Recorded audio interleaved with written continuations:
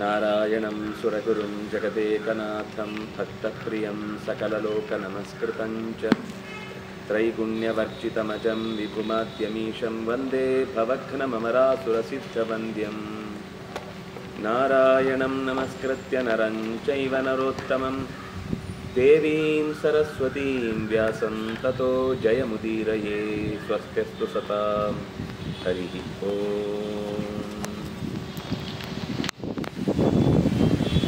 ಕೃಷ್ಣ ಏನು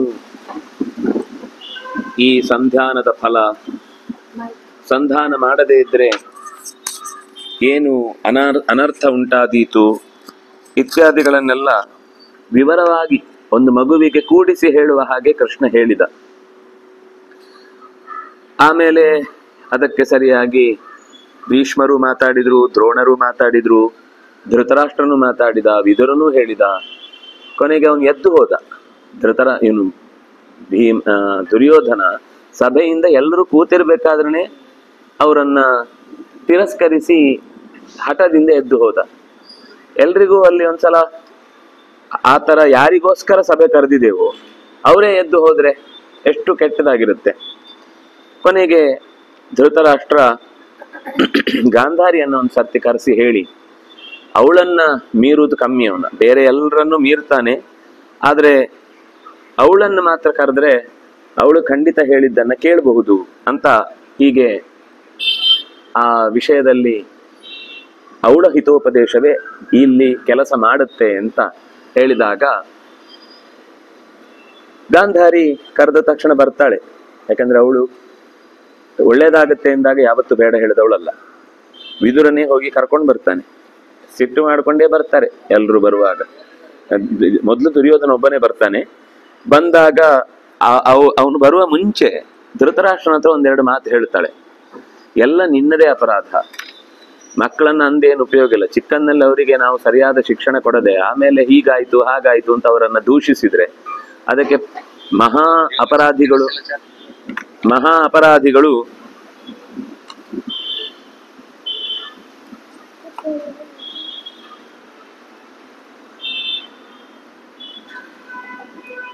ಇದಾನೀಂ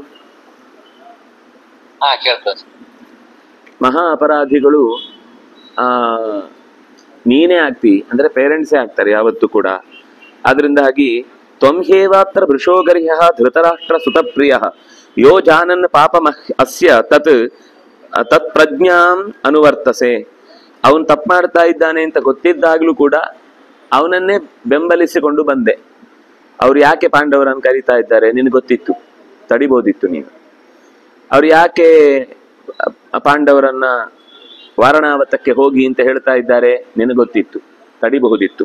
ಆದ್ರೆ ಇದೇನು ಮಾಡದೆ ಸಯೇಷ ಕಾಮ ಮನ್ಯುಭ್ಯಾಂ, ಕೋಪ ಮತ್ತು ಕಾಮ ಈ ಎರಡರಿಂದ ಸೇರಿಕೊಂಡಿರುವಂತಹ ಪ್ರಲಬ್ ಮೊದಲೇ ಲುಬ್ಧ, ಈಗ ಅತ್ಯಂತ ಕಡು ಕೀಟ್ಲೆ ಮಾಡುವವನಾಗಿದ್ದಾನೆ. ಈಗ ಅವನನ್ನ ಗಿಡವಾಗಿ ಬಾಗಿಸದೆ ಇದ್ದದ್ದನ್ನ, ಬೆಳೆದು ಮರವಾಗಿ ನಿಂತ ಮೇಲೆ ನೆಟ್ಟಗಿದ್ದದ್ದನ್ನ ಬೆಂಡ್ ಮಾಡ್ಲಿಕ್ಕಾಗತ್ತ? ಅವನು ಹಾಗೆ ಮಾತಾಡಿದ. ಏನಿದ್ರು ನಾವು ಬೆಂಡಾಗೆವು ತುಂಡಾಗೆವು, ಬೆಂಡಾಗುದಿಲ್ಲ ನಾವು, ಬೇಕಾದ್ರೆ ತುಂಡಾಗ್ತೀವಿ ಅಂತ. ಅಂದ್ರೆ ಅದು ಕ್ಷತ್ರಿಯ ಧರ್ಮ ಅನ್ನೋ ರೀತಿ ಅವನ ತಲೆಯಲ್ಲಿ ಕೂತು ಬಿಟ್ಟಿದೆ. ಅದ್ರಾಗ ಈಗ ಅವನನ್ನು ಬಗ್ಗಿಸ್ಲಿಕ್ಕೆ ಆಗುದಿಲ್ಲ. ಅದ್ರ ಜೊತೆಗೆ ಅವನಿಗಿರುವ ಸಹಾಯಕರು ಎಲ್ಲರೂ ಅಂತವ್ರೆ.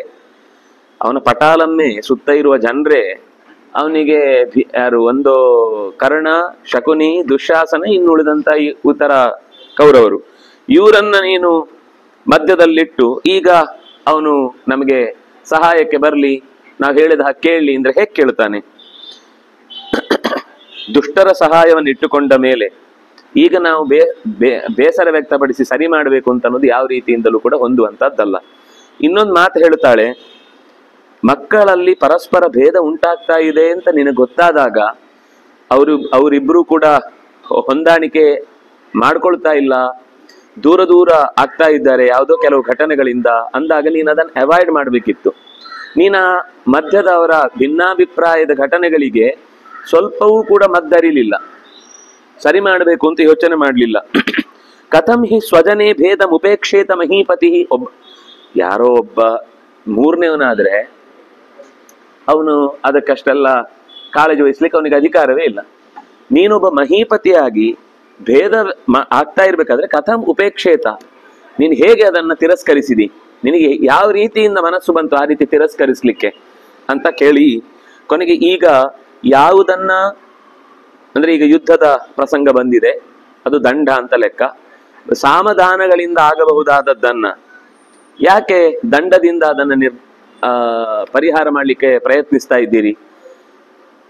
ಅಂದ್ರೆ ನಾವು ಉಗುರಲ್ಲಿ ಕೀಳುವುದನ್ನ ಕೊಡ್ಲಿ ತಗೊಂಡ್ರು ಅಂತ ಕಾಲಿಗೇನು ಮುಳ್ಳು ಚುಚ್ಚಿರುತ್ತೆ, ಆ ಮುಳ್ಳನ್ನು ಉಗುರಿಂದ ಹೀಗೆ ತೆಗೆದ್ರೆ ಬಗ್ದು ಹೋಗುತ್ತೆ, ಕೊಡಲಿ ಹಿಡ್ಕೊಂಡ್ ಬರ್ತಾನೆ, ಕಾಲೇ ಕಟ್ ಮಾಡ್ಬಿಡುವಣ ಅಂತ. ಈ ಶೀತ ಆದ್ರೆ ಮೂಗು ಇದ್ರು ಅಂತ. ಹಂಗೆ ನೀವು ಇಡೀ ಕುಲವನ್ನೇ ನಾಶ ಮಾಡುವಂತಹ ಯುದ್ಧದ ಪ್ರಕ್ರಿಯೆ ಕಡೆಗೆ ಆಲೋಚನೆ ಮಾಡ್ತಾ ಇದ್ದೀರಲ್ವಾ, ದೊಡ್ಡವರಿದ್ದು ನೀವಿಷ್ಟೇನೆ ಏನ್ ಮಾಡಿದ್ರಿ ಅನ್ನೋ ತರ ಕೇಳ್ತಾಳೆ. ಆಗ ಅಷ್ಟೊತ್ತಿಗೆ ಅವನು ಬರ್ತಾನೆ, ಸಿಟ್ಟು ಮಾಡ್ಕೊಂಡೇ ಬರ್ತಾನೆ. ಆಗ ಅವಳು ಹೇಳ್ತಾಳೆ, ದುರ್ಯೋಧನ, ನನ್ನ ಮಾತನ್ನು ಸಮಾಧಾನದಿಂದ ಕೇಳು. ನಿನ್ನ ತಂದೆ ಏನ್ ಹೇಳಿದ್ರು, ಭೀಷ್ಮಾಚಾರ್ಯ ಏನ್ ಹೇಳಿದ್ರು, ದ್ರೋಣಾಚಾರ್ಯ ಹೇಳಿದ್ದು, ಕೃಪ, ಆಮೇಲೆ ವಿದುರ, ಇವರೆಲ್ಲ ನಿನಗೆ ಹಾರ್ಟ್ಲಿ ವೆಲ್ ವಿಷರ್ಸು, ಮನಸ್ಪೂರ್ವಕವಾಗಿ ನಿನಗೆ ಕೆಟ್ಟದಾಗ್ಬೇಕಂತ ಯಾವತ್ತೂ ಯೋಚನೆ ಮಾಡೋರಲ್ಲ. ಅವ್ರು ನಿನ್ನ ಬಗ್ಗೆ ಕೆಟ್ಟದ್ ಯೋಚನೆ ಮಾಡೇ ಇಲ್ಲ. ಆದ್ರಿಂದಾಗಿ ನೀನು ಅವರದೆಲ್ಲ ಮಾತು ಕೇಳಿದ್ರೆ ನಿನಗೆ ಹಿತ ಇದೆ. ಭವೇ ದ್ರೋಣ ಮುಖಾನಾಂಚ ಸುಹೃದಾಂ ಶಾಮ್ಯತಾ ತ್ವಯ. ಅವ್ರು ಹೇಳಿದ ಮಾತಿಗೆ ಒಂದು ವೇಳೆ ನೀನು ಬೆಲೆ ಕೊಟ್ಟಿ ಅಂದ್ರೆ ನಿನ್ನ ರಾಜ್ಯ ಉಳಿಯತ್ತೆ, ಅವರಿಗೆ ಗೌರವ ಕೊಟ್ಟಾಗೂ ಆಗುತ್ತೆ, ನಮ್ಮೆಲ್ಲರಿಗೂ ಕ್ಷೇಮ ಆಗುತ್ತೆ. ಯಾರಿಗೆ ಇಂದ್ರಿಯದ ಜಯ ಇಲ್ವೋ ಅವನು ರಾಜ್ಯಶ್ರೀಯನ್ನೇ ಅನುಭವಿಸಿದ್ರು ಅದು ಅವನ ವಶದಲ್ಲಿ ಉಳಿಯಲ್ಲ. ಮುಂದೆ ಬಹಳ ಮುಖ್ಯವಾದ ಸಂಗತಿಗಳನ್ನು ಹೇಳ್ತಾಳೆ. ಯಾರಾದ್ರೂ ಒಬ್ಬ ತನ್ನ ಕೇವಲ ಬಯಕೆಯಿಂದ ಅದನ್ನ ರಕ್ಷಿಸಿಕೊಳ್ತೇನೆ ಅಂತ ಹೊರಟ್ರೆ ಅದು ಹಾಳೆ ಆಗುದು ಜಾಸ್ತಿ. ಕೇವಲ ತನ್ನ ಉದ್ದೇಶದಿಂದ ಅದನ್ನು ಉಳಿಸ್ಕೊಳ್ತೇನೆ ಅಂತ ಪ್ರಯತ್ನ ಪಟ್ಟರೆ ಅದು ಕೈಯಲ್ಲಿ ಉಳಿಯುವುದಿಲ್ಲ. ಲೋಕದ ಹಿತದಿಂದ ನಮ್ಮೊಟ್ಟಿಗೆ ಇರುವವರ ಎಲ್ಲರ ಸೌಖ್ಯಕ್ಕಾಗಿ ಒಂದು ವಸ್ತುವನ್ನು ನಾನು ಉಳಿಸ್ಕೊಳ್ತೇನೆ ಅಂತ ಪ್ರಯತ್ನ ಪಟ್ಟರೆ ಮಾತ್ರ ಅದು ಉಳಿಯುತ್ತೆ. ಎಲ್ಲರಿಗೋಸ್ಕರ ಉಳಿಸ್ಕೊಳ್ಳುವಾಗ ಎಲ್ಲರ ಮಾತು ಕೇಳಬೇಕಾಗುತ್ತೆ. ನಿನಗೋಸ್ಕರ ಉಳಿಸುವುದಂದ್ರೆ ಬೇರೆಯವ್ರ ಮಾತು ನಡೆಯಲ್ಲ ಅಂತ ಆಗುತ್ತೆ. ಅವರನ್ನು ಲೆಕ್ಕಕ್ಕೆ ತಗೊಂಡಿಲ್ಲ, ಅವರನ್ನು ಹೊರಗಿಟ್ಟಿದ್ದಿ, ಅವರನ್ನು ದೂರಕ್ಕೆ ಮಾಡಿದ್ದಿ ಅಂತ. ಆದ್ರೆ ನೀನು ಹೀಗೆ ತೌತು ಶತ್ರು ವಿನಿರ್ಜಿತ್ಯ ರಾಜ ವಿಜಯತೆ ಮಹೀಂ, ಕಾಮಕ್ರೋಧಗಳನ್ನ ಗೆಲ್ಲದೆ ಪುರುಷಾರ್ಥಗಳ ಪಡೆಯುವುದಕ್ಕೆ ಯಾರಿಗೂ ಇಲ್ಲಿ ತನಕ ಸಾಧ್ಯ ಆಗ್ಲಿಲ್ಲ. ಪುರುಷಾರ್ಥ ಗೆಲ್ಲಬೇಕು ಅಂದ್ರೆ ಮೊದಲು ಕೆಟ್ಟ ಬಯಕೆಗಳನ್ನ, ಬೇಡವಾದ ಕೋಪವನ್ನ ದೂರ ಮಾಡಲೇಬೇಕು. ಅವಿಧೇಯಾನಿ ಹೀಮಾನಿ, ಒಂದು ವೇಳೆ ಈ ಗುಣಗಳು ನಾವು ಹೇಳಿದ ಹಾಗೆ ಕೇಳಲಿಲ್ಲ, ಮನಸ್ಸಿನ ಭಾವಗಳು ಎಲ್ಲೆಲ್ಲೋ ಜಾರಿದವು ಅಂದ್ರೆ ಅದನ್ನ ವ್ಯಾಪಾದಯಿತುಮಪ್ಯಲಂ, ಅದನ್ನ ಹಿಡಿಯುವುದು ಬಿಡಿ, ಅದು ಯಾವ ಕಡೆಗೆ ಹೋಗಿ ನಮ್ಮನ್ನು ನಿಲ್ಲಿಸತ್ತೆ ಅನ್ನೋದು ಗೊತ್ತಾಗುದಿಲ್ಲ. ಮನಸ್ಸು ಯಾವ ಕಡೆಗೆ ಹೋಗಿ ನಮ್ಮನ್ನ ತೋಡಿಗೆ ಹಾಕತ್ತೋ, ರೋಡಲ್ಲಿ ಉಳಿಸುತ್ತೋ ಗೊತ್ತಿಲ್ಲ, ಎಲ್ಲಿಗಾದ್ರೂ ತಗೊಂಡೋಗಿ ಬಿಸಾಕ್ಬಿಡುತ್ತೆ. ಅದರಿಂದಾಗಿ ಅವಿಧೇಯ ಇವಾದಂತಹ ಹಯಾಪಥಿ ಕುಸಾರಥಿಂ, ಹಯಾಹ ಪಥಿ ಕುಸಾರಥಿಂ, ಒಬ್ಬನಿಗೆ ಸರಿಯಾಗಿ ವಾಗೆ ಹಿಡಿದ ಅಭ್ಯಾಸವೇ ಇಲ್ಲ, ಅವನನ್ನು ಕೂಡಿಸಿದ್ದಾರೆ. ಇವುಗಳು ಟೇಮ್ ಆಗಿಲ್ಲ, ಪಟ್ಟಿ ಕಟ್ಟಿಲ್ಲ. ಕತೆ ಏನು? ರಥ ಬೇರೆ ಕಡೆ ಇರುತ್ತೆ, ಕುದುರೆ ಬೇರೆ ಕಡೆ ಇರುತ್ತೆ, ಇವನ್ ಬೇರೆ ಕಡೆ ಇರ್ತೇನೆ, ಮತ್ತೆ ನೆಟ್ಟಿಗಿರುವುದಿಲ್ಲ. ಎಲ್ಲ ಒಂದೊಂದು ಪಾರ್ಟ್ ಯಾವ್ದ್ಯಾವ್ದೋ ಇದ್ದು ಹೇಗೆ ಆಗಿ ಕೆಟ್ಟ ಅಪಘಾತದಲ್ಲಿ ಆತ ಜೀವನವನ್ನು ಕೊನೆ ಮಾಡಬೇಕಾದ ಪರಿಸ್ಥಿತಿ ಬರುತ್ತೆ. ಆದ್ರಿಂದಾಗಿ ಅವಿಜಿತ್ಯ ಆತ್ಮಾನಂ ಅಮಾತ್ಯಾನ್ ವಿಜಿಗೀಷತೆ ಅಮಿತ್ರಾನ್ ವೈ ಜಿತಾಮಾತ್ಯ ಸೋವಶ ಪರಿಹೀಯತೆ. ತನ್ನನ್ನು ಗೆಲ್ಲದೆ ಮಂತ್ರಿ ಮಾಗಧರನ್ನು, ಸೇನೆಯನ್ನು, ಸೈನ್ಯವನ್ನು ಅಂದ್ರೆ ಸೇನಾಧಿಪತಿಗಳನ್ನ ಎಲ್ಲರನ್ನ ಗೆದ್ದಿದ್ದಾನೆ ಅಂತಂದ್ರೆ ಅವನು ಏನನ್ನೂ ಗೆದ್ದಿಲ್ಲ ಅಂತ ಅರ್ಥ. ಯಾರು ಲೋಕದಲ್ಲಿ ಮೊದಲಿಗೆ ದ್ವೇಷದ ದೃಷ್ಟಿಯಿಂದ ಅಕಸ್ಮಾತ್ ನೋಡ್ಬೇಕು ಅಂತಿದ್ರೆ ಯಾರನ್ನು ನೋಡ್ಬೇಕು ಅಂದ್ರೆ ತನ್ನದೇ ಮನಸ್ಸನ್ನ ದ್ವೇಷ ರೂಪೇಣ ಸಂಸ್ಥಿತಂ. ಮೊದಲಿಗೆ ದ್ವೇಷಿ ಯಾರು? ಆತ್ಮಾನಮೇವ ಪ್ರಥಮಂ ದ್ವೇಷ ರೂಪೇಣ ಯೋಜಯೇತ್ ತಥೋ ಮಾತ್ಯಾನ್ ಅಮಿತ್ರಾಂಶ್ಚ ನಮೋಘಂ ವಿಜಿಗೀಷತೆ. ಸುಲಭದಲ್ಲಿ ಯಾರಿಗೂ ಕೂಡ ಜಯ ಆಗುವುದು ಸಾಧ್ಯ ಇಲ್ಲ. ಹಾಗಾಗಿ ಆ ಜಯವನ್ನ ಸಂಪಾದಿಸುವುದಕ್ಕೋಸ್ಕರ ಅವಿಧೇಯ, ವಿಧಿಬದ್ಧವಾಗಿ ನಮ್ಗೆ ಹೇಳಿದ್ದು ಕೇಳದೆ ಇರುವಂತಹ ಮನಸ್ಸು ಶತ್ರುಗಳನ್ನೂ ಸೋಲಿಸುತ್ತೆ, ಜೊತೆಗೆ ಬದುಕನ್ನೂ ಕೂಡ ದುರವಸ್ಥೆಗೆ ಈಡು ಮಾಡುತ್ತೆ. ಆದ್ರಿಂದಾಗಿ ಆತ್ಮಾನಂ ಏವ ಪ್ರಥಮಂ ದ್ವೇಷ ರೂಪೇಣ ಯೋಜಯೇತ್, ಆತ್ಮವನ್ನೇ ಪ್ರಥಮವಾಗಿ ಶತ್ರುವಿನ ರೂಪದಲ್ಲಿ ಕಾಣಬೇಕು. ಅದನ್ನ ಗೆದ್ರೆ ಉಳಿದದ್ದು ಎಲ್ಲವೂ ಕೂಡ ಅವನ ವಶಕ್ಕೆ ಬರುತ್ತೆ. ನಮಗೆ ನಮಗೆ ನಾವೇ ಶತ್ರುಗಳು ಅಂತ ಅನ್ನೋದು ಇದೇ ಅರ್ಥದಲ್ಲಿ ಬರುದು. ನಮಗೆ ನಾವೇ ಶತ್ರು ಅಂದ್ರೆ ನಮ್ಮನ್ನು ನಾವು ಅರ್ಥ ಮಾಡಿಕೊಳ್ಳಿಲ್ಲ, ಅದಕ್ಕೆ ಸರಿಯಾದ ರೀತಿಯಲ್ಲಿ ವ್ಯವಸ್ಥೆ ಮಾಡಲಿಲ್ಲ ಅಂದ್ರೆ ಅದೇ ಶತ್ರುವಾಗಿ ನಿಲ್ಲತ್ತೆ ಅಂತ ಅರ್ಥ. ವಶ್ಯೇಂದ್ರಿಯಂ, ಇಂದ್ರಿಯಗಳನ್ನ ಗೆದ್ದವನು. ಜಿತಾಮಾತ್ಯಂ, ಅಮಾತ್ಯರನ್ನ ಸೋಲಿಸಿದವನು ಅಥವಾ ತನ್ಗೆ ಬೇಕಾದ ಹಾಗೆ ಇಟ್ಟುಕೊಂಡವನು. ಧೃತದಂಡಂ, ನಿಗ್ರಹ ಹೇಗ್ ಮಾಡಬೇಕು ಅಂತ ಸೇನೆಯ ಅಧಿಕಾರವನ್ನ ಹೊತ್ತವನು. ಇಂಥದ್ದು ಒಂದು ವೇಳೆ ವಿಕಾರಿಷು ಧೃತದಂಡಂ, ಎಲ್ಲರ ಮೇಲೆ ದಂಡ ಪ್ರಯೋಗ ಮಾಡುವುದಲ್ಲ. ಯಾರು ವಿಕಾರಿಗಳು ಅಥವಾ ಸರಿಯಾದ ರಾಜ್ಯದ ನೀತಿ ನಿಯಮಗಳನ್ನ ಹೊಂದದವರು, ವಿರೋಧಿಸುವವರು, ಅಂಥವರ ಮೇಲೆ ದಂಡ ಹಿಡಿದವನಾದ್ರೆ ಪರೀಕ್ಷೆ ಕಾರಿಣಂ, ಯಾವ ಕಾಲಕ್ಕೆ ಏನ್ ಮಾಡಬೇಕು ಅನ್ನೋದನ್ನು ಸರಿಯಾಗಿ ತಿಳಿದು ಮಾಡುವವನಾದ್ರೆ ತಂ ಧೀರಂ ಅರ್ಥಂ ಶ್ರೀಹಿ ನಿಷೇವತೆ, ಅಂಥವನನ್ನ ಸಂಪತ್ತು ಮತ್ತು ನೆಮ್ಮದಿ ಮತ್ತು ಕಾಂತಿ ಎಲ್ಲವೂ ಕೂಡ ಅವನು ಅದನ್ನ ಯಾವುದೋ ಹಚ್ಚಿಕೊಂಡು ಕಾಂತಿ ಬರುವುದಲ್ಲ ಮುಖಕ್ಕೆ. ಮುಖದಲ್ಲಿ ಕಾಂತಿ ಬರುವುದು ತಾನು ಮಾಡುವ ಕೆಲಸದಲ್ಲಿ ನಿಷ್ಠನಾಗಿ ಮಾಡಿದ್ರೇನೆ ತನ್ನಿಂದ ತಾನೇ ಮುಖದಲ್ಲಿ ವರ್ಚಸ್ಸು ಬರುತ್ತೆ. ಆ ವರ್ಚಸ್ಸು ಹೊರಗಿನಿಂದ ತಂದುಕೊಳ್ಳಿಕ್ಕಾಗುವಂಥದ್ದಲ್ಲ. ಅಥವಾ ತಾತ್ಕಾಲಿಕವಾಗಿ ಒಂದು ಲೈಟ್ ಬಿಟ್ಟು ಮುಖ ಭಾರಿ ಬ್ರೈಟ್ ಆಗಿ ಕಾಣುವ ಹಾಗೆ ಈ ಸಿನಿಮಾಗಳಲ್ಲಿ ಒಂದು ದೃಶ್ಯಕ್ಕಾಗುವಾಗ ಮಾತ್ರ ಜಾಸ್ತಿ ಲೈಟ್ ಬಿಟ್ಟು ನೋಡಿ ಅವರ ಮುಖ ಹೊಳಿತಾ ಇದೆ ಹೆಂಗೆ ಫಳಫಳ ಅಂತ ತೋರಿಸುವ ಹಾಗೆ ಯಾವುದೋ ಒಂದು ಆಹಿತವಾದ ಕಾಂತಿ ಅಂತ ಅನ್ನೋದು ಅದು ಸ್ವರೂಪಭೂತವಾದ ಶಕ್ತಿ ಆಗ್ಲಿಕ್ಕೆ ಸಾಧ್ಯವೇ ಇಲ್ಲ.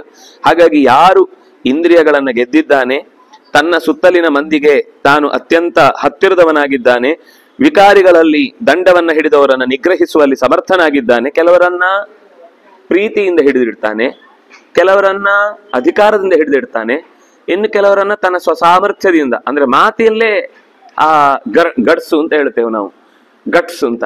ಅಂಥದ್ದು ಕೆಲವು ವ್ಯಕ್ತಿಗಳಲ್ಲಿ ಅದು ಹುಟ್ಟುವಾಗ್ಲೇ ಬಂದಿರುತ್ತೆ. ಅವರ ಸುತ್ತ ಇದ್ದವರು 5 ಜನರಲ್ಲಿ ಅವನೇ ಎಲ್ಲರನ್ನ ಲೀಡ್ ಮಾಡ್ತಿರ್ತಾನೆ. ಇಲ್ಲಿ ಬರೋ, ಅದು ತಗೊಂಡೋಗು, ಇದು ಮಾಡು, ಅದು ಮಾಡುದು. ಅದು ಏನ್ ನೀವು ಹೇಳಿಕೊಟ್ಟು ಬರೋದಲ್ಲ, ಅವರಲ್ಲೇ ಒಂದು ನೇಚರ್ ಅಲ್ಲಿ ಇರುತ್ತಾ ಅಂತಹ ಗುಣ. ಅದು ರಾಜನಿಗೆ ಸಹಜವಾಗಿ ಬೇಕಾದ್ದು. ಅದು ಇದ್ರೆ ಉಳಿದದ್ದು ಎಲ್ಲವೂ ಕೂಡ ತನ್ನಿಂದ ತಾನೇ ಅವನಿಗೆ ವಶವಾಗುತ್ತೆ. ಧೀರನಾಗಿರ್ತಾನೆ ಅವನು. ಧೀರ ಅಂದ್ರೆ ಧಿಯಾರಮತೆ, ಬುದ್ಧಿಪೂರ್ವಕವಾಗಿ ಖುಷಿ ಪಡ್ತಾನೆ.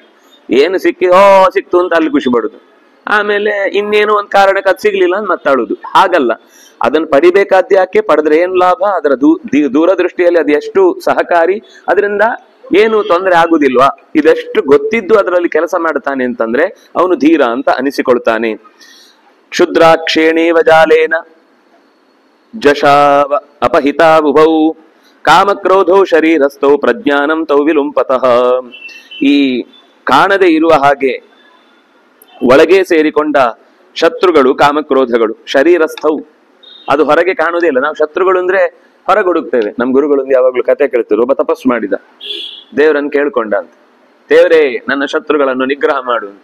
ದೇವರ ಚಕ್ರ ಸೀದಾ ಅವನ ಹತ್ರನೇ ಬಂತಂತ.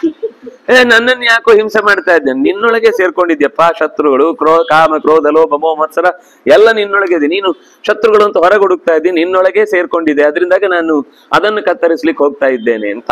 ಹಾಗೆ ಈ ಶತ್ರುಗಳನ್ನ ನಿಗ್ರಹಿಸದೆ ನಮಗೆ ಅದು ಒಳಗಿಂದೊಳಗೆ ಇದ್ದು ಎಲ್ಲ ಈ ಅದಕ್ಕೆ ಗೆದ್ಲು ಅಂತಾರೆ. ಆ ಗೆದ್ಲು ಹೇಗೆ ಅಂದ್ರೆ ಹೊರಗಡೆ ಮರ ಹಾಗೆ ಕಾಣಿಸ್ತಿರುತ್ತೆ, ಏನು ಗೊತ್ತಾಗುದಿಲ್ಲ, ಆದ್ರೆ ಒಳಗೆ ಮಾತ್ರ ತಿಂದು ತಿಂದು ತಿಂದು ತಿಂದು ಟೊಳ್ಳು ಒಳಗೆ ಟೊಳ್ಳು ಮಾಡಿಬಿಟ್ಟಿರುತ್ತೆ. ನೀವು ಒಂದು ಹೀಗೆ ಮುಟ್ಟಿದ್ರೆ ಇಡೀ ಕುಸ್ತು ಬೀಳುತ್ತೆ. ಹಾಗೆ ಈ ಕಾಮಕ್ರೋಧಗಳು ಒಂದು ಒಳಗೆ ಗೆದ್ದಲು ಇದ್ದ ಹಾಗೆ, ಅದು ಒಳಗಿಂದಲೇ ನಮ್ಮನ್ನ ತಿಂದು ತಿಂದು ತಿಂದು ದುರ್ಬಲ ಮಾಡಿಬಿಟ್ಟಿರುತ್ತೆ. ಯಾರಾದ್ರೂ ಒಂದು ಸಣ್ಣ ವಿಷಯದಲ್ಲಿ ನಮ್ಮ ಮೇಲೆ ಸಿಟ್ಟು ಮಾಡಿಕೊಂಡು ಕೋಪ ಮಾಡ್ಕೊಂಡು ನಾವು ಮಾಡಿದ ತಪ್ಪಿಗೆ ಶಿಕ್ಷೆ ಕೊಡ್ಲಿಕ್ಕೆ ಬಂದ್ರೆ ನಮ್ಮ ಹತ್ರ ವಾಪಸ್ ನಿಗ್ರಹಿಸ್ಲಿಕ್ಕೆ ಅಥವಾ ಎದುರಿಸ್ಲಿಕ್ಕೆ ಶಕ್ತಿಯೇ ಇರುವುದಿಲ್ಲ ಅಂತ ಆಗುತ್ತೆ. ಯಾಭ್ಯಾಂ ಹಿ ದೇವಾ ಸ್ವರ್ಯಾತು ಸ್ವರ್ಗಸ್ಯ ಪಿದತುರ್ಮುಖಂ ಬಿಭ್ಯತೋನು ಅನುಪರಾಗಸ್ಯ ಕಾಮಕ್ರೋಧೌ ಸ್ಮ ವರ್ಧಿತೌ. ದೇವತೆಗಳು ಸ್ವರ್ಗಕ್ಕೆ 2 ಬಾಗಿಲಿಟ್ಟಿದಾರಂತೆ, ಕಾಮ ಮತ್ತು ಕ್ರೋಧ ಅಂತ. ಅದನ್ನ ದಾಟಿದ್ರೆ ಅದನ್ನ ದಾಟಿದ್ರೆ ಮಾತ್ರ ಸ್ವರ್ಗದೊಳಗೆ ಹೋಗ್ಲಿಕ್ಕಾಗುತ್ತೆ.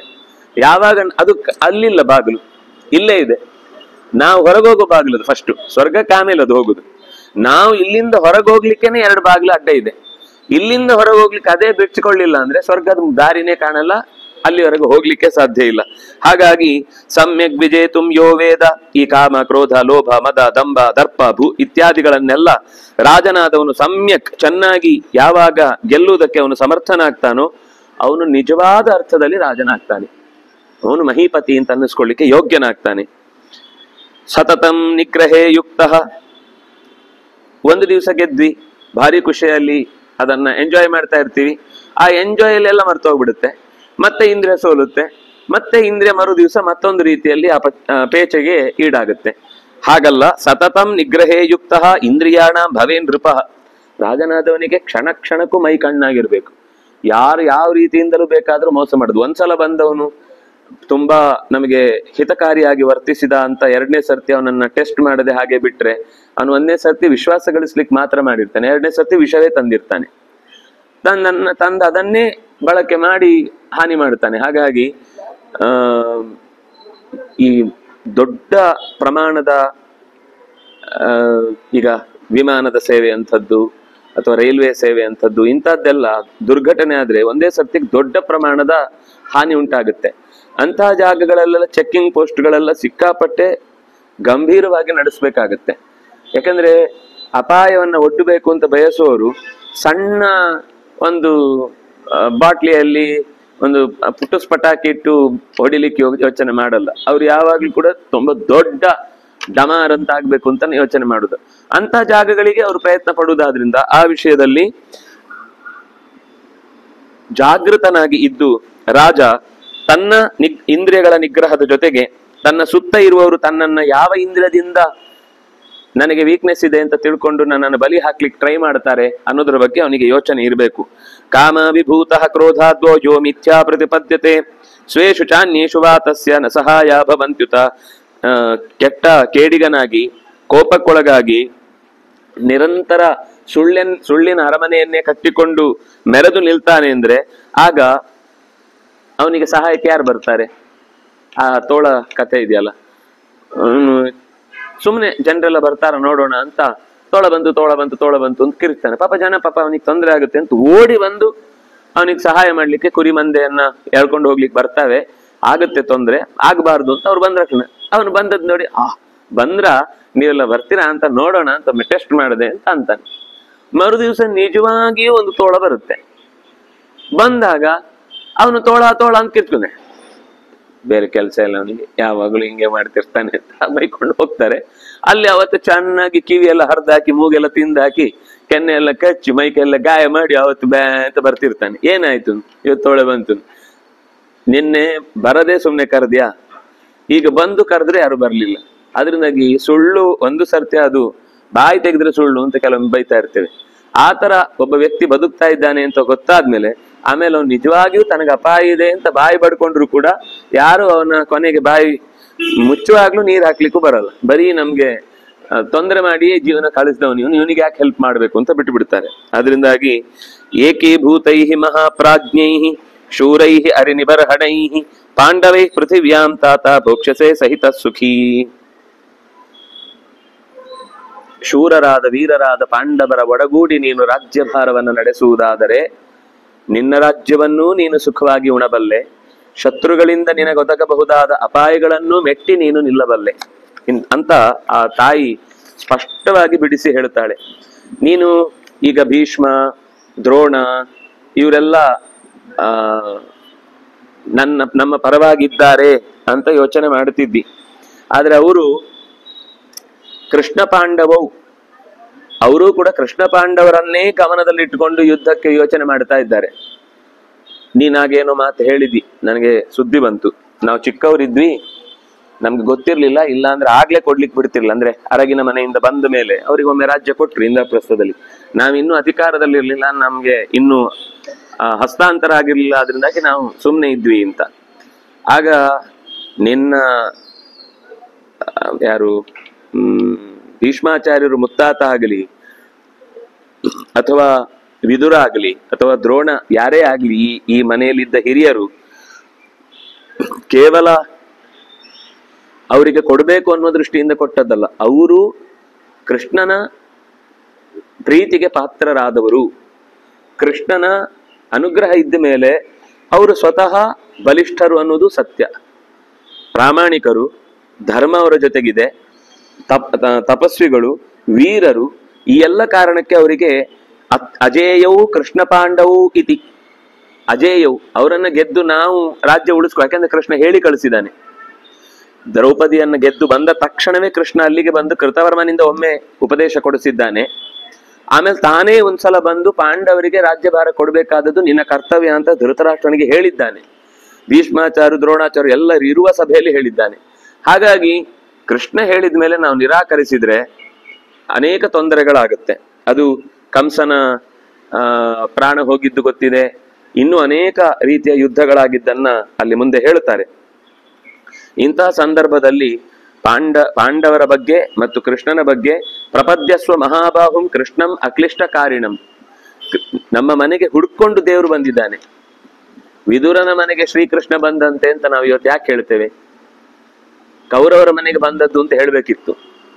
ಆದ್ರೆ ಕೌರವರ ಮನೆಗೆ ಬಂದ್ರು, ಆ ಕೌರವರು ಬಂದ ಕೃಷ್ಣನ ಬಗೆಗೆ ಸರಿಯಾದ ಆದರವನ್ನ ತೋರದೆ ಕಳ್ಕೊಂಡ್ರು. ವಿದುರ ಅಂದ್ರೆ ವಿದುರ ಕೇಳಲಿಲ್ಲ ನಮ್ಮ ಮನೆಗೆ ಬರ್ತಾನೋ ಇಲ್ವೋ, ಎಷ್ಟು ದೊಡ್ಡ ಮನುಷ್ಯ, ನಾವು ಒಂದು ಸಣ್ಣ ಜೋಪಡಿಯಲ್ಲಿ ಅಥವಾ ನಮ್ಮ ಸಣ್ಣ ಬದುಕಿನಲ್ಲಿ ಭಾಗ್ಯದಲ್ಲಿ ಇಂಥವನು ಎಲ್ಲಿ ಸಿಗ್ತಾನೆ ಅಂತ ಸುಮ್ಮನಿದ್ರೆ ಕೃಷ್ಣ ಅಲ್ಲಿಗೆ ಹುಡ್ಕೊಂಡ್ ಬಂದ. ಅವನು ಅಂತಸ್ತು, ಆಸ್ತಿ, ಜೊತೆಗಿರುವಂತಹ ಜನರ ವೈಭವ, ಅವರಲ್ಲಿರುವಂತಹ ಧೀರ ಶೂರ ಸಾಮರ್ಥ್ಯ ಅಂತ ಏನೇನು ಲೋಕದಲ್ಲಿರುವವರ ಪ್ರತಿಷ್ಠೆ, ಪ್ರಸಿದ್ಧಿ, ಹೆಸರು, ಬ್ರ್ಯಾಂಡ್ ನೇಮ್, ಇದನ್ನು ನೋಡಿ ಬರಲ್ಲ ದೇವರು. ದೇವರು ಬರುವುದೇನಂದ್ರೆ ಹೃದಯದಲ್ಲಿ ಜಾಗ. ದೇವರಿಗೆ ಎಷ್ಟು ಜಾಸ್ತಿ ಮನೆ ಕೊಟ್ಟಿದ್ದಾನೆ. ಯಾರ ಮನೆಯಲ್ಲಿ ದೇವರ ಮನೆಗೆ ಜಾಸ್ತಿ ಜಾಗ ಇದೆ? ಮೆಟ್ಲು ಕೆಳಗಡೆ, ಗೂಡಿನ ಕೆಳಗಡೆ, ಅಡಿಗೆ ಮನೆ ಒಳಗಡೆ, ಇನ್ನೆಲ್ಲೋ ಒಂದು ಸೈಡಲ್ಲಿ ಎಲ್ಲ ಕೊಟ್ಟಿದ್ರೆ ಅಲ್ಲಿ ದೇವರು ಇರುವುದೇ ಇಲ್ಲ. ದೇವರು ಇರ್ಬೇಕು ಅಂದ್ರೆ ನಮ್ಮ ಮನೆಯಲ್ಲಿ ದೇವ್ರ ಯಜಮಾನ. ದೇವರ ಯಜಮಾನನಾಗಿ ದೇವ್ರಿಗೆ ಪ್ರಧಾನ ಜಾಗ ಇರ್ಬೇಕು. ಅದು ಜನ ಪ್ರಧಾನ ಅಂದ್ರೆ ಕೊನೆಗೆ ಎಲ್ಲಿ ಅಂದ್ರೆ ಇರದೇ ಇದ್ರೆ ಸಮಸ್ಯೆ ಆಗ್ಬಹುದು, ಇದ್ರೆ ಒಂದು ಉಪದ್ರ ಕೊಡೋದು ಬೇಡಪ್ಪ ದೇವ್ರು ಅಂತ ಕೊನೆಗೆ ಒಂದು ಸೈಡಲ್ಲಿ ಒಂದು ಗೂಡಲ್ಲಿ ಮಾಡಿಟ್ಟು ಬಿಟ್ಬಿಡ್ತೇವೆ. ಆದ್ರೆ ನಿಜವಾಗಿ ಹಳೆ ಕಾಲದ ಮನೆಗಾಲಿಸಿ ಇಡೀ ಮನೆಯ ಮುಖ್ಯ ಜಾಗ ಯಾವುದು ಅಂದ್ರೆ ಪಡಸಾಲೆ ಅಂತ ಕರೀತಾರೆ. ಆ ಪಡಸಾಲೆಯ ಹತ್ರ ಅಥವಾ ಅದರ ಒಳಗೇನೆ ಒಂದು ದೇವರಿಗೆ ಜಾಗ ಇರುತ್ತೆ. ಎಲ್ಲ ಕೆಲವೊಮ್ಮೆ ಗೂಡೊಳಗಿದ್ರು ಇಡೀ ಹಾಕೊಂಡೆ ದೇವರ ಪೂಜೆಗೆ ಬಳಕೆ ಆಗ್ತಾ ಇರುತ್ತೆ. ಅಲ್ಲಿ ಶ್ರಾದ್ದಾದಿ ಕರ್ಮಗಳನ್ನು ಮಾಡುವುದು ಅಥವಾ ಇನ್ನೇನಾದ್ರೂ ಸತ್ಕರ್ಮ ಯಜ್ಞ ಯಾಗಾದಿಗಳನ್ನು ನಡೆಸುವುದು ಅದೇ ಜಾಗದಲ್ಲಿ ಮಾಡ್ತಾರೆ. ಅದು ದೇವರಿಗೆ ಜಾಗ ಅಂತ ಲೆಕ್ಕ.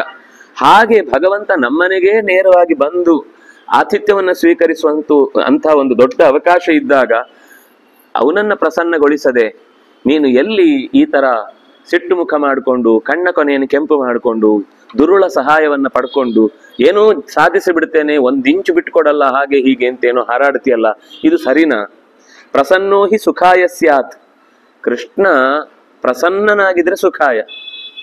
ಕೃಷ್ಣ ಕೋಪ ಮಾಡಿಕೊಂಡ್ರೆ ನಿನ್ಗೆ ಏನೂ ದಕ್ಕುದಿಲ್ಲ. ಅದರಿಂದಾಗಿ ಇಬ್ಬರಿಗೂ ಕೃಷ್ಣ ಪ್ರಸನ್ನ. ಪಾಂಡವರಿಗೆ ಎಷ್ಟು ಪ್ರೀತಿ ತೋರಿಸ್ತಾನೋ ಕೌರವರ ಬಗ್ಗೆನೂ ಅಷ್ಟೇ ಪ್ರೀತಿ ಇದೆ ಅವನಿಗೆ. ತಪ್ಪು ಮಾಡಿದ ಶಿಕ್ಷೆ ಕೊಡ್ತಾನೆ ಹೊರತು ವ್ಯಕ್ತಿಯನ್ನು ಅವನು ಯಾವತ್ತೂ ಕೂಡ ದ್ವೇಷಿಸುವುದಿಲ್ಲ. ಈಗ ನಿನಗೂ ಒಂದು ಸಂಬಂಧ ಇದೆ. ಈಗ ಕೃಷ್ಣನಿಗೆ 70 ವರ್ಷ ಈ ಭೇಟಿಗೆ ಬಂದಾಗ. 70 ವರ್ಷ ಅಂದ್ರೆ ಇನ್ನೊಂದು 36 ವರ್ಷ ಇದ್ದಾನೆ ಭೂಮಿ ಮೇಲೆ. ಅಂದ್ರೆ ಅಷ್ಟು ಹಿಂದಿನ ಇತಿಹಾಸವನ್ನ ಗಮನಿಸಿದ್ರೆ ಯಾವತ್ತೂ ಕೂಡ ಕಾರಣ ಇಲ್ಲದೆ ಕಾಲ್ ಕೆದಕಿಕೊಂಡು ಹೋಗಿ ಅವನು ಯುದ್ಧ ಮಾಡಿ ಸೋಲಿಸಿದ್ದು ಅಂತಿಲ್ಲ. ಆದ್ರೆ ಬೆನ್ನಟ್ಟಿಕೊಂಡು ಬಂದ್ರೆ ಕಾಲಯವನ ಕಾಲವಶನಾಗಿ ಹೋದ, ಅವನು ಉಳಿಲಿಲ್ಲ. ಆದ್ರಿಂದಾಗಿ ಪಾಂಡವರ ಬಗ್ಗೆಯೂ ನಿನಗೆ ವಿಶೇಷವಾಗಿ ಮಗಳನ್ನ ಕೊಟ್ಟ ಸಂಬಂಧ ಇದೆ. ಲಕ್ಷಣ ಅನ್ನುವಳನ್ನ ಸಾಂಬನಿಗೆ ಕೊಟ್ಟು ವಿವಾಹ ಮಾಡಿದ್ದಾರೆ.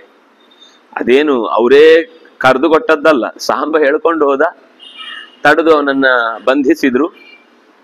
ಕೃಷ್ಣ ಬಲರಾಮ ಇಬ್ರು ಬಂದು ಬಿಡಿಸ್ಕೊಂಡ್ರು. ಮತ್ತೆ ಮಾಮೂಲಾಗಿ ಹೇಗಿದ್ರು ಅವರನ್ನ ಮನಸ್ಥಿತಿಯಲ್ಲಿ ಇಬ್ರು ಒಂದಾಗಿದ್ದಾರೆ ಅಂದಲ್ಲಿ ನಾವು ಬಿಡಿಸುವುದು ತಪ್ಪು ಅಂತ ಹೇಳಿ ಕೃಷ್ಣ ಆ ವಿವಾಹವನ್ನು ಮಾಡಿಸಿದ. ಹಾಗಾಗಿ ಕೃಷ್ಣ ಈಗ ಸಂಬಂಧಿ, ಬೀಗ. ನೀನೀಗ ಬಾಯಿಗೆ ಬೀಗ ಹಾಕೊಂಡು ಅವ್ರು ಹೇಳಿದ್ ಕೇಳಿದ್ರೆ ನಿನ್ ಬದುಕು ಕೂಡ ಬಂಗಾರ ಆಗುತ್ತೆ. ನೀನ್ ಅದು ಬಿಟ್ಟು ಈಗಲೂ ಅವನನ್ನು ವಿರೋಧಿಸ್ತಿ. ಸುಹೃದಾಂ ಅರ್ಥಕಾಮಾನಾಂ ಯೋ ನ ತಿಷ್ಠತಿ ಶಾಸನೆ ಪ್ರಾಜ್ಞಾನಾಂ ಕೃತ ವಿದ್ಯಾನಾಂ ಸನರ ಶತ್ರುನಂದನಃ. ಯಾರು ಸಜ್ಜನರ ಮಾತು ಕೇಳದೆ, ಅವರ ಒಳಿತಿನ ಮಾತಿಗೆ ತಲೆಬಾಗದೆ, ಪ್ರಾಜ್ಞರು ಒಳ್ಳೆಯ ವಿದ್ಯೆಯನ್ನು ಸಂಪಾದಿಸಿದವರು ಅಂತ ಇದ್ರೆ ಅವರಿಗೆ ಎಂದೂ ಕೂಡ ಗೌರವದ ಸ್ಥಾನವನ್ನು ಕೊಡದೇ ಇದ್ರೆ ಸಹ ಶತ್ರುನಂದನ, ಅಂತವನು ಶತ್ರುಗಳಿಗೆ ಆನಂದ ಕೊಡ್ತಾನೆ. ಅಂದ್ರೆ ಶತ್ರುಗಳು ಇದು ಈಗ ತಾನಾಗೆ ಹಿಟ್ ವಿಕೆಟ್ ಆಗುದು ಅಂತ ಹೇಳ್ತೀವಲ್ಲ, ಹಾಗೆ ಅವ್ನು ಬಾಲ್ ಹಾಕ್ಬೇಕಾಗೇ ಇಲ್ಲ, ಬಾಲ್ ಹಾಕುದಕ್ಕಿಂತ ಮುಂಚೆ ಬೀಸ್ಲಿಕ್ಕೆ ಹೋಗಿ ವಿಕೆಟಿಗೆ ಹೊಡಿತಾನೆ, ಅವನಾಗೆ ಅವನು ಔಟ್ ಆಗ್ತಾನೆ, ಬೇರೆಯವರು ಔಟ್ ಮಾಡ್ಬೇಕಾಗಿಲ್ಲ. ಇದು ಒಂದು ರೀತಿಯ ಶತ್ರುಗಳು ಖುಷಿ ಪಡುವ ಸ್ಥಳ. ಅಯ್ಯೋ, ನಾವು ಯುದ್ಧವೇ ಮಾಡದೆ ಆನಂದವಾಗಿ ಗೆದ್ದು ಬಿಟ್ವಿ ರಾಷ್ಟ್ರ ಅಂತ ಖುಷಿ ಪಡ್ತಾರೆ ನಿನ್ನ ಈ ದುಸ್ಥಿತಿಯನ್ನು ಕಂಡ್ರೆ.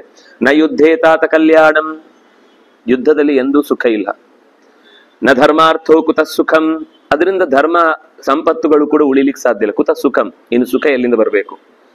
ನಚಾಪಿ ವಿಜಯೋ ನಿತ್ಯಂ, ಅಲ್ಲ ಗೆಲ್ತೇವೆ, ಗೆದ್ರೆ ಎಲ್ಲ ಆಗುತ್ತಲ್ಲ, ಗೆಲ್ಲುವುದು ಕೂಡ ನಿತ್ಯ ಅಲ್ಲ. ಈಗ ಸೋತ್ರೆ ನಾಳೆ ಇನ್ನೊಮ್ಮೆ ಯುದ್ಧ ಮಾಡ್ತಾರೆ. ಅದೆಲ್ಲಿ ಮರಿ ಮಕ್ಕಳು, ಮೊಮ್ಮಕ್ಕಳು, ಮಕ್ಕಳು, ಕೋಲ್ ತಾತನ ಮಕ್ಕಳೆಲ್ಲ ಬರ್ತವೆ ಆಮೇಲೆ ಗಲಾಟೆ ಮಾಡ್ಕೊಂಡು. ಸೇಡು ಕೆಲವೊಂದ್ ಸರ್ತಿ ಒಮ್ಮೆ ಶುರುವಾದ್ರೆ ಅವ್ರು ಇವ್ರ ಮೇಲೆ ಹೊಡಿತಾರೆ. ಯಾವುದೋ ಒಬ್ಬ ಉಳಿದಿರ್ತಾನೆ, ಅವನು ಊರ್ ಬಿಟ್ಟು ಹೋಗಿರ್ತಾನೆ, ಅವನ್ ನೆನಪಲ್ಲಿಟ್ಕೊಂಡು ಮತ್ತೆ ವಾಪಸ್ ಅದೇ ಊರಲ್ಲಿ ಬಂದು ಸ್ಟ್ಯಾಂಡ್ ಊರಿ ಸಾಧನೆ ಮಾಡಿ, ಇವ್ರು ಯಾರು ಅಂತಾನೆ ಗೊತ್ತಾಗದೆ ಅವ್ರ ಮನೆಯಲ್ಲೇ ಸೇರ್ಕೊಂಡು ಅವ್ರ ಮನೆಯನ್ನೇ ಒಂದ್ ದಿವಸ ಸ್ಮಶಾನ ಮಾಡ್ತಾನೆ. ಅಲ್ಲಾರೊಬ್ಬ ಉಳಿದಿರ್ತಾನೆ, ಇವನು ಬಂದು ಎಲ್ಲ ಗೆದ್ದೆ ಅಂತ ಖುಷಿ ಪಟ್ಟು ಸಂಸಾರ ವಿಸ್ತಾರ ಮಾಡಿ ಕೂತಿದ್ರೆ ಅವನು ಇಲ್ಲಿಗೆ ಬರ್ತಾನೆ. ಮುಗಿಯುದಿಲ್ಲ ಇದು. ಸಾವಿರ ಯುಗಗಳೇ ಸಾಗಲಿ ಸಾಗಿದೆ ಸಂಗ್ರಾಮ, ಅದು ಮುಗಿಯುವುದೇ ಇಲ್ಲ. ದೈತ್ಯ ದಾನವರ ಸಂಗ್ರಾಮ, ದೈತ್ಯ ದೇವತೆಗಳ ಸಂಭ್ರಮ ಅದು ನಿರಂತರ. ಹಾಗಾಗಿ ಯುದ್ಧದಿಂದ ಸಮಸ್ಯೆ ತೀರಿತು ಅಂತ ಆಗುದಿಲ್ಲ. ತಕ್ಷಣ ಏನೋ ಒಂದು ವಿಜಯ, ಗೆದ್ದು ಬಿಟ್ಟೆವು ಅನ್ನೋ ಖುಷಿ ಕೊಡುತ್ತಷ್ಟೇ ಬಿಟ್ರೆ ನಾಳೆ ಭಯ ಹೆಚ್ಚು. ಯಾರು ಉಳಿದು ನಮ್ಮನ್ನು ಯಾವ ರೀತಿಯಿಂದ ಗೊತ್ತಿಲ್ಲ. ಯಾರೋ ರಕ್ತ ಸಂಬಂಧಿ ಆಗ್ಬೇಕಾಗಿಲ್ಲ, ಒಬ್ಬ ಯಜಮಾನನಿಂದ ತುಂಬಾ ಉಪಕೃತನಾದವನಿಗೆ ಜೀವನದಲ್ಲಿ ಸೇಡು ಒಳಗೆ ಉಳಿದು ಬಿಡ್ಬೋದು. ಹೇಳಲಿಕ್ಕೆ ಬರಲ್ಲ, ಯಾರಿಂದ ಉಳಿಯತ್ತೆ, ಅವ್ರ ಮನೇಲಿ ಎಲ್ಲಾ ಮಕ್ಕಳನ್ನು ಕೊಂದು ಹಾಕಿದ್ದೇವೆ ಅಂತ ಅನ್ಬೋದು. ಆದ್ರೆ ಅಷ್ಟಾಗಿಯೂ ಆ ಮನೆಯ ಮೇಲೆ ಅಭಿಮಾನ ಇದ್ದವನು ಯಾವುದೋ ಒಬ್ಬ ಉಳಿದಿದ್ದ ಅಂದ್ರೆ ಅವನು ಇಡೀ ಮತ್ತೆ ಮೊದಲಿನಿಂದ ಎಲ್ಲ ಕತೆ ಶುರು ಮಾಡ್ತಾನೆ. ಹೇಗೋ ಹಾಗೆ ಇಲ್ಲಿ ಯಾವ ಕಾರಣಕ್ಕೂ ನೀನು ಯುದ್ಧದಿಂದ ನಮಗೆಲ್ಲವೂ ಸಿದ್ಧಿ ಆಗುತ್ತೆ. ಯೋಚನೆ ಮಾಡು, ಭೀಷ್ಮ, ನಿನ್ನ ತಂದೆ ಧೃತರಾಷ್ಟ್ರ, ಬಾಹ್ಲಿಕ, ಇವ್ರು ಎಲ್ಲರೂ ಕೂಡ ಹಿಂದೆ ದತ್ತೋಂಶಃ, ಅವರ ಅಂಶವನ್ನು ಅವರಿಗೆ ಬಿಟ್ಟು ಕೊಟ್ಟದ್ದು ಅವರ ಸಾಮರ್ಥ್ಯವನ್ನ ನೋಡಿಯೇ. ಅವರಿಗೆ ಕೊಟ್ರೆ ನಾವು ಕ್ಷೇಮವಾಗಿರ್ತೇವೆ ಅಂತ. ಹುಲಿ ಮತ್ತು ಕಾಡು ಎರಡು ಒಟ್ಟೊಟ್ಟಿಗಿದ್ರೆ ಕ್ಷೇಮ. ಕಾಡಿಗೆ ಹುಲಿಯಿಂದ ಕ್ಷೇಮ, ಹುಲಿಯಿಂದ ಕಾಡಿಗೆ ಕ್ಷೇಮ. ಹುಲಿ ಇದ್ದದ್ರಿಂದ ಆ ಕಾಡಲ್ಲಿ ಯಾರು ಮರ ಕಡಿಲಿಕ್ಕೆ ಬರಲ್ಲ.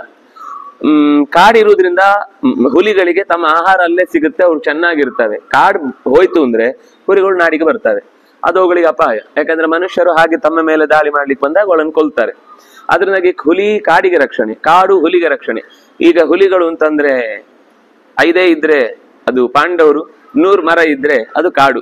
ಹಾಗಾಗಿ ಕಾಡು ಮತ್ತು ಹುಲಿ ಯಾವುದು ಅಂತಾನು ಡಿಸೈಡ್ ಮಾಡ್ಬೋದು. ನೀವು ಕಾಡಿನ ಹಾಗೆ, ಅವರು ಹುಲಿಯ ಹಾಗೆ ಅಂತ ಹೀಗೆ ಎಚ್ಚರಿಸ್ತಾರೆ. ಯದ್ಭುಂಕ್ಷೆ ಪೃಥಿವೀಂ ಕೃಷ್ಣಾಂ ಶೂರೈರ್ ನಿಹತ ಕಂಟಕ, ನಿನ್ನ ರಾಜ್ಯವನ್ನಾದ್ರೂ ಕೂಡ ಶತ್ರುಗಳಿಂದ ನಿಹತ ಕಂಟಕ, ಶತ್ರುಗಳಿಲ್ಲದ, ಭಯವೇ ಇಲ್ಲದ ರಾಜ್ಯವನ್ನ ಸುಖವಾಗಿ ನೀನು ಹೊಂದುವುದಕ್ಕೆ ಪಾಂಡವರ ಜೊತೆಗಿನ ಒಡನಾಟವೇ ಯದೀಚ್ಛಸಿ ಸಹಾಮಾತ್ಯ ಭೋಕ್ತುಂ ಅರ್ಧಂ ಪ್ರದೀಯತಾಂ. ನೀನ್ ಅರ್ಧವನ್ನ ಸುಖವಾಗಿ ಉಣಬಹುದಾ? ನಿನ್ನ ಸುಖಕ್ಕೆ ಈ ಅರ್ಧ ಬೇಕಾದಷ್ಟಾಯ್ತು, ನಿನ್ಗೇನೋ ಕಮ್ಮಿ ಆಗುತ್ತೆ ಅಂತ ಯೋಚನೆ ಮಾಡ್ಬೇಡ. ನಿನ್ನ ಸುಖ ಅನುಭವಕ್ಕೆ ಅರ್ಧ ರಾಜ್ಯ ಕಮ್ಮಿ ಆಗುತ್ತೆ ಅಂತ ಯೋಚನೆ ಮಾಡ್ಬೇಡ. ಅದು ಬೇಕಾದಷ್ಟಾಯ್ತು, ಎಷ್ಟು ಬೇಕಾದ್ರೂ ನೀನು ಅದರಲ್ಲಿ ಸುಖ ಪಡ್ಬೋದು. ಕಡೆಗೆ ನೀನು ಮಾತ್ರ ಅಲ್ಲ, ನಿನ್ನ ತಮ್ಮಂದ್ರು, ನಿನ್ನ ಮಂತ್ರಿಗಳು, ನಿನ್ನ ಸೇನಾಧಿಪತಿಗಳು, ನಿನ್ನ ಆಪ್ತರು, ಇಷ್ಟರು, ಅವರು ಇವರು, ನಿನಗೆ ಯಾರೋ ಮಾಹಿತಿ ಕೊಡುವವರು, ಗೂಢಚಾರರು, ಯಾರ್ಯಾರು ನಿನ್ಗೆ ಹತ್ತಿರದವರು ಆತ್ಮೀಯರಿದ್ದಾರೋ ಅಥವಾ ಸಂಪತ್ತಿನ ವ್ಯವಹಾರ ಮಾಡುವವರು ಎಲ್ಲರೂ ಸುಖವಾಗಿರ್ತಾರೆ. ಅದರಿಂದಾಗಿ ಸುಹೃತ್ತಿನ ಸಜ್ಜನರ ಮಾತಿಗೆ ಮನಸ್ಸು ಕೊಟ್ಟು ಕೀರ್ತಿಯನ್ನು ಸಂಪಾದಿಸು ಮಗು.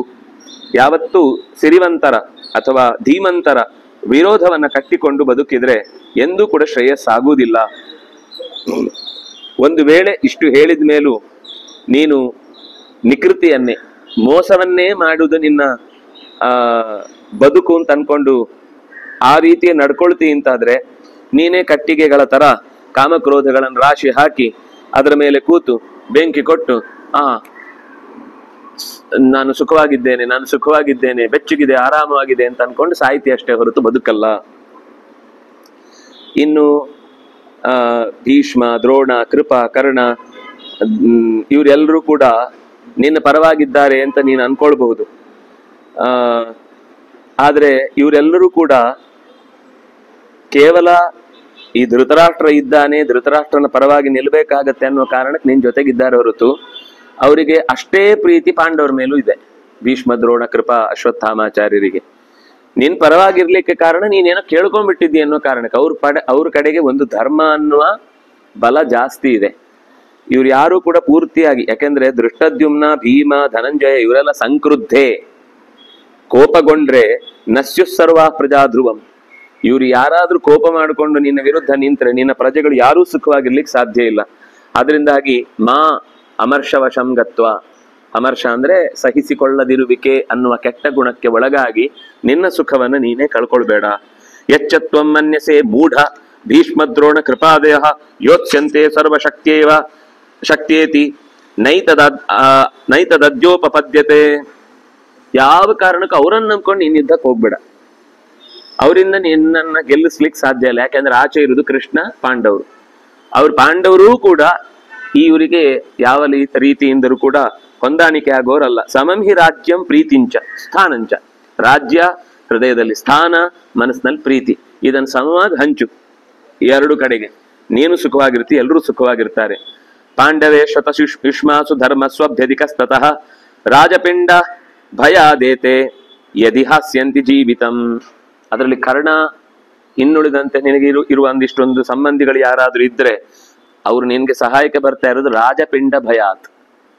ರಾಜನ ಕಡೆಯಿಂದ ನಾವು ಉಂಡಿದ್ದೇವೆ, ಅನ್ನದ ಋಣ ಅಂತ ಇರುತ್ತೆ. ಭೀಷ್ಮಾಚಾರ್ಯಗೆಲ್ಲ ಅನ್ನದ ಋಣ ಅಂತ ಇಲ್ಲ, ದ್ರೋಣಾಚಾರ್ಯಗೂ ಇಲ್ಲ, ಯಾಕಂದ್ರೆ ಗುರುಗಳವರು. ಉಳಿದವರಿಗೆ ಹೇಳ್ಬೇಕಷ್ಟೇ. ಅಶ್ವತ್ಥಾಮಾಚಾರ್ಯಗೆ ಹೇಳ್ಬಹುದು, ಯಾಕಂದ್ರೆ ಆ ಮನೆಯಿಂದಲೇ ಅವರಿಗೆ ಹಸು, ಆಮೇಲೆ ಹಾಲು ಇತ್ಯಾದಿ ಎಲ್ಲ ಬರ್ಲಿಕ್ಕೆ ಕಾರಣ ಆಗಿ ಸಂಪತ್ತು ಬಂತು, ಅಲ್ಲೇ ಉಳ್ಕೊಂಡ್ರು. ಇನ್ನು ಉಳಿದ ಎಲ್ರಿಗೂ ಋಣ ಇದೆ, ರಾಜ ಋಣ ಇದೆ. ಹಾಗಾಗಿ ಇವರು ರಾಜದಂಡ ಭಯಾತ್, ಬಾಕ್ಲೀಕನಾಗ್ಲಿ, ಸೋಮದತ್ತನಾಗ್ಲಿ, ಭೂರಿಶ್ರವಸ್ ಆಗ್ಲಿ, ಶಲ ಆಗ್ಲಿ, ಇವ್ರು ಎಲ್ಲರೂ ಕೂಡ ಕೇವಲ ನಾವಿಲ್ಲಿಯ ಪರಂಪರೆಯಿಂದ ಅನ್ನ ಉಂಡು ಬೆಳೆದವರು ಅನ್ನುವ ಕಾರಣಕ್ಕಾಗಿ ನಿನ್ನ ಜೊತೆಗೆ ಸಹಾಯಕ್ಕಿರ್ತಾರೆ ಹೊರತು ಒಂದು ಮನಸ್ಸು ಅವರಿಗೆ ಯಾವಾಗ್ಲೂ ಆ ಕಡೆನೇ ಇರುತ್ತೆ. ಅದರಿಂದಾಗಿ ಲೋಭದಿಂದಾಗಿ ಅರ್ಥ ಸಂಪತ್ತನ್ನ ನನಗೇ ಬೇಕು ಅಂತ ನೀನು ಪ್ರಯತ್ನ ಪಟ್ರೆ ಕಳ್ಕೊಳ್ತಿ ಹೊರತು ಅದನ್ನು ಉಳಿಸ್ಕೊಳ್ಳಿಕ್ಕಾಗುದಿಲ್ಲ. ತದಲಂ ತಾತ, ಮಗು ಸಾಕು, ಮಗು ಮಾಡಬೇಡ ಇದನ್ನೆಲ್ಲ. ಲೋಭೇನ ಪ್ರಶಾಮ್ಯ ಭರತರ್ಷಭ. ಲೋಭದಿಂದ ಅನರ್ಥದ ಮೂಟೆಯನ್ನ ತಲೆ ಮೇಲೆ ಹಾಕೊಳ್ಳುವುದರ ಬದಲು ಶಾಮ್ಯತ, ದಯವಿಟ್ಟು ಸಮಾಧಾನಕ್ಕೆ ಬಾ, ಯುದ್ಧದ ಆಲೋಚನೆ ಬಿಟ್ಟು ಬಿಡು ಅಂತ ಇಷ್ಟು ಹೇಳುವಲ್ಲಿಗೆ 129ನೇ ಅಧ್ಯಾಯ ಮುಕ್ತಾಯ ಆಗುತ್ತೆ. ಈ ಮಾತನ್ನ ಕೇಳಿಸಿಕೊಂಡು 130ರಲ್ಲಿ ಸಂಭ್ರಂಭಾತ್ ನಡುಗ್ತಾ ಇದ್ದಾನೆ. ಕಣ್ಣೆಲ್ಲ ಕೆಂಪಾಗ್ಬಿಟ್ಟಿದೆ, ತುಟಿ ನಡುಗ್ತಾ ಇದೆ, ಕೈ ನಡುಗ್ತಾ ಇದೆ. ತಾಯಿಯೇ ಹೇಳಿದ ಮಾತನ್ನ ಕೇಳಿಸ್ಕೊಳ್ಳುವಾಗಾದ್ರೂ ಕನಿಷ್ಠ ಪಕ್ಷ ಅವರಿಗೆ ನೇರ ಮುಖ ತೋರಿಸಿ ಮಾತಾಡ್ಬೇಕಲ್ಲ. ಯಾರಿಗೂ ಮುಖ ತೋರಿಸಿ ಮಾತಾಡದೆ ಸೀದಾ ಸಭೆಯಿಂದ ಹೊರಟು ತನ್ನ ಅದೇ ದುಷ್ಟಕೂಟಕ್ಕೆ ಬಂದು ಕೂತ. ಮಂತ್ರಯಾಮಾಸ ಸೌಬಲೇನ ಮತಾಕ್ಷೇಣ ರಾಜ್ಞಾ ಶಕುನಿನಾ ಸಹ. ದುರ್ಯೋಧನಂ ಅಲ್ಲಿ ಸೌಬಲ ಅಂದ್ರೆ ಶಕುನಿ, ಕರ್ಣ, ದುಶ್ಯಾಸನರೇ ಮೊದಲಾದವರು ಇದ್ದಂತಹ ಜಾಗದಲ್ಲಿ ಹೋಗಿ ಕೂತ. ಈ ಅಷ್ಟೊತ್ತಿಗೆ ದುಶ್ಯಾಸನ ಹೇಳ್ತಾನೆ, ನಾವಿನ್ನೊಂದು ಸ್ವಲ್ಪ ಹೊತ್ತು ಸುಮ್ಮನೆ ಹೀಗೆ ಕೂತ್ರೆ, ಅವ್ರು ಹೇಳಿದ್ದಕ್ಕೆಲ್ಲ ತಲೆ ಅಲಾಡಿಸ್ಕೊಂಡು ಹಾಗೆ ಹೀಗೆ ಅಂತ ಕೂತ್ರೆ, ಬದ್ಧೈವ ತ್ವಾಂ ಪ್ರದಾಸ್ಯಂತ್ಯ ಪಾಂಡುಪುತ್ರಾಯ ಭಾರತ. ನಿನ್ನ ಕೈಕಾಲು ಕಟ್ಟಿ ಸೆರೆಗೆ ಹಾಕ್ಲಿಕ್ಕೆ ಪಾಂಡವರಿಗೆ ಕಳುಹಿಸಿ ಬಿಡ್ತಾರೆ. ವೈಕರ್ತನಂ, ಮಧ್ಯದಲ್ಲಿ ಕರ್ಣ, ನನ್ನನ್ನು ನೀನೇನ್ ಬೀಗಬೇಡ, ನಿನ್ನನ್ನು ಅದಕ್ಕಿಂತ ಮೊದಲು ಕರ್ಕೊಂಡು ಹೋಗ್ತಾರೆ. ವೈಕರ್ತನಂ ತ್ವಾಂಚ, ನಾನೇನು ಬದುಕ್ತೇನೆ ಅನ್ಕೋಬೇಡ, ನನ್ನನ್ನೂ ಸೇರಿಸಿ. ಈ 4 ಜನರೇ ಅವ್ರಿಗೆ ದೊಡ್ಡ ಉಪದ್ರ ಆಗಿರುದು. ಇಷ್ಟು ಜನಕ್ಕೆ ಈಗ ಯಾರೆಲ್ಲ ಇಷ್ಟು ಉಪದೇಶ ಮಾಡಿದ್ರು ಅವರಿಗೆ ದೊಡ್ಡ ಪ್ರಾಬ್ಲಮ್ ಯಾರು ಅಂದ್ರೆ ನಾವು 4 ಜನ.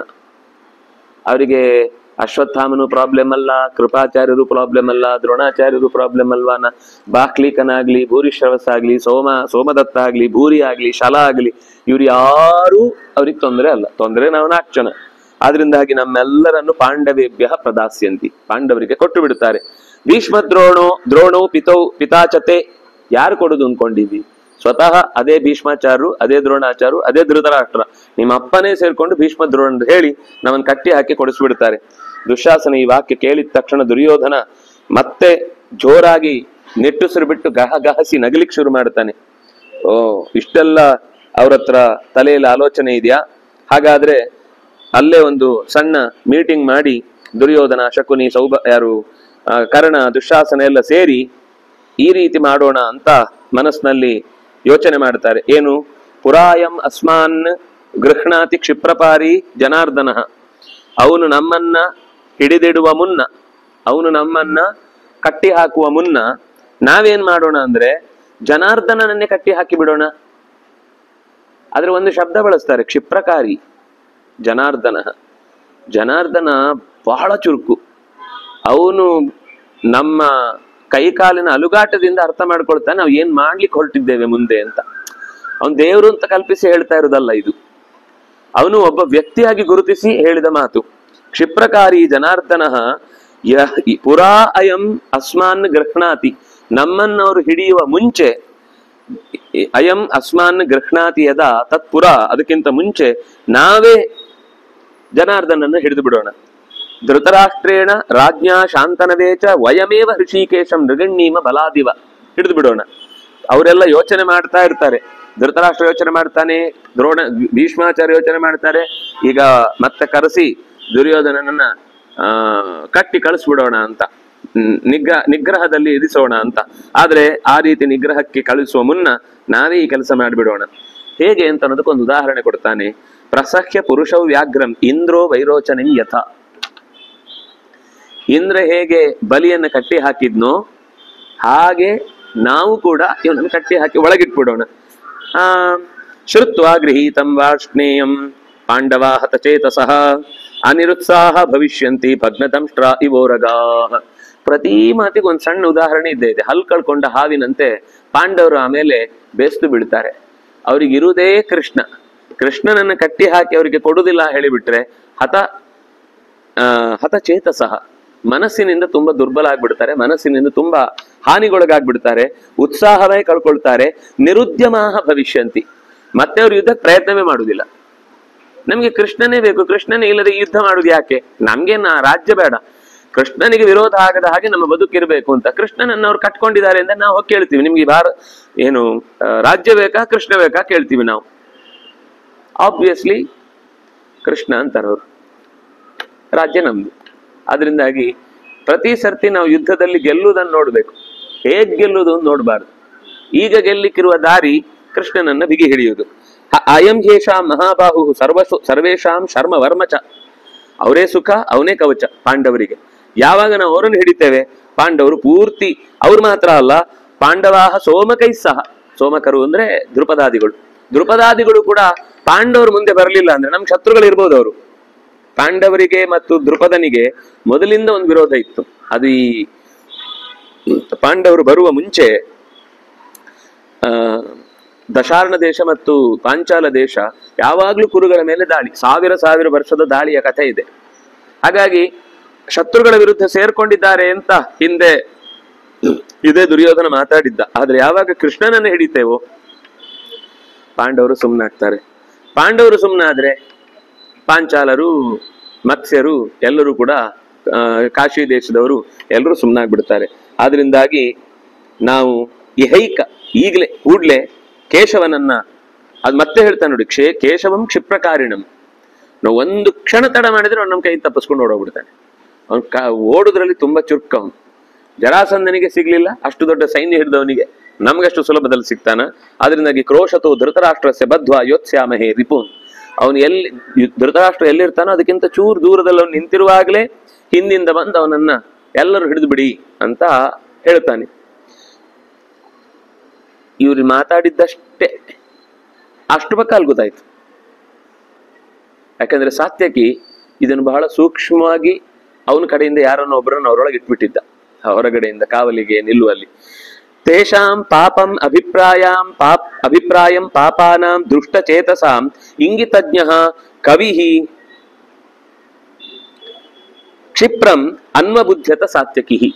ಸಾತ್ಯಕಿ ಕೂಡ್ಲೆ ಇದನ್ನು ತಿಳ್ಕೊಂಡು ತದರ್ಥಂ ಅಭಿನಿಷ್ಕ್ರಮ್ಯ ಹಾರ್ದಿಕ್ಕೇನ ಸಹಾಸ್ಥಿತಃ, ಅಲ್ಲಿ ಆ ಅರಮನೆಯ ಒಳಭಾಗದಲ್ಲಿ ಗಮನಿಸಿದಾನೆ ಇದನ್ನಿಷ್ಟನ್ನು. ಕೂಡ್ಲೆ ಅವನ ಜೊತೆ ಕೃತವರ್ಮ ಇದ್ದ. ಕೃತವರ್ಮನನ್ನು ಕೂಡಿಕೊಂಡು ನೇರ ಕೃಷ್ಣನ ಹತ್ರ ಬಂದು ಕೃತವರ್ಮನಿಗೆ ಹೇಳಿದ, ನೀನ್ ಸೈನ್ಯ ರೆಡಿ ಮಾಡು, ನಾನು ಕೃಷ್ಣನಿಗೆ ವಿಷಯ ಹೇಳಿ ಬರ್ತೇನೆ ಅಂತ ಸೀದಾ ಹೋದ.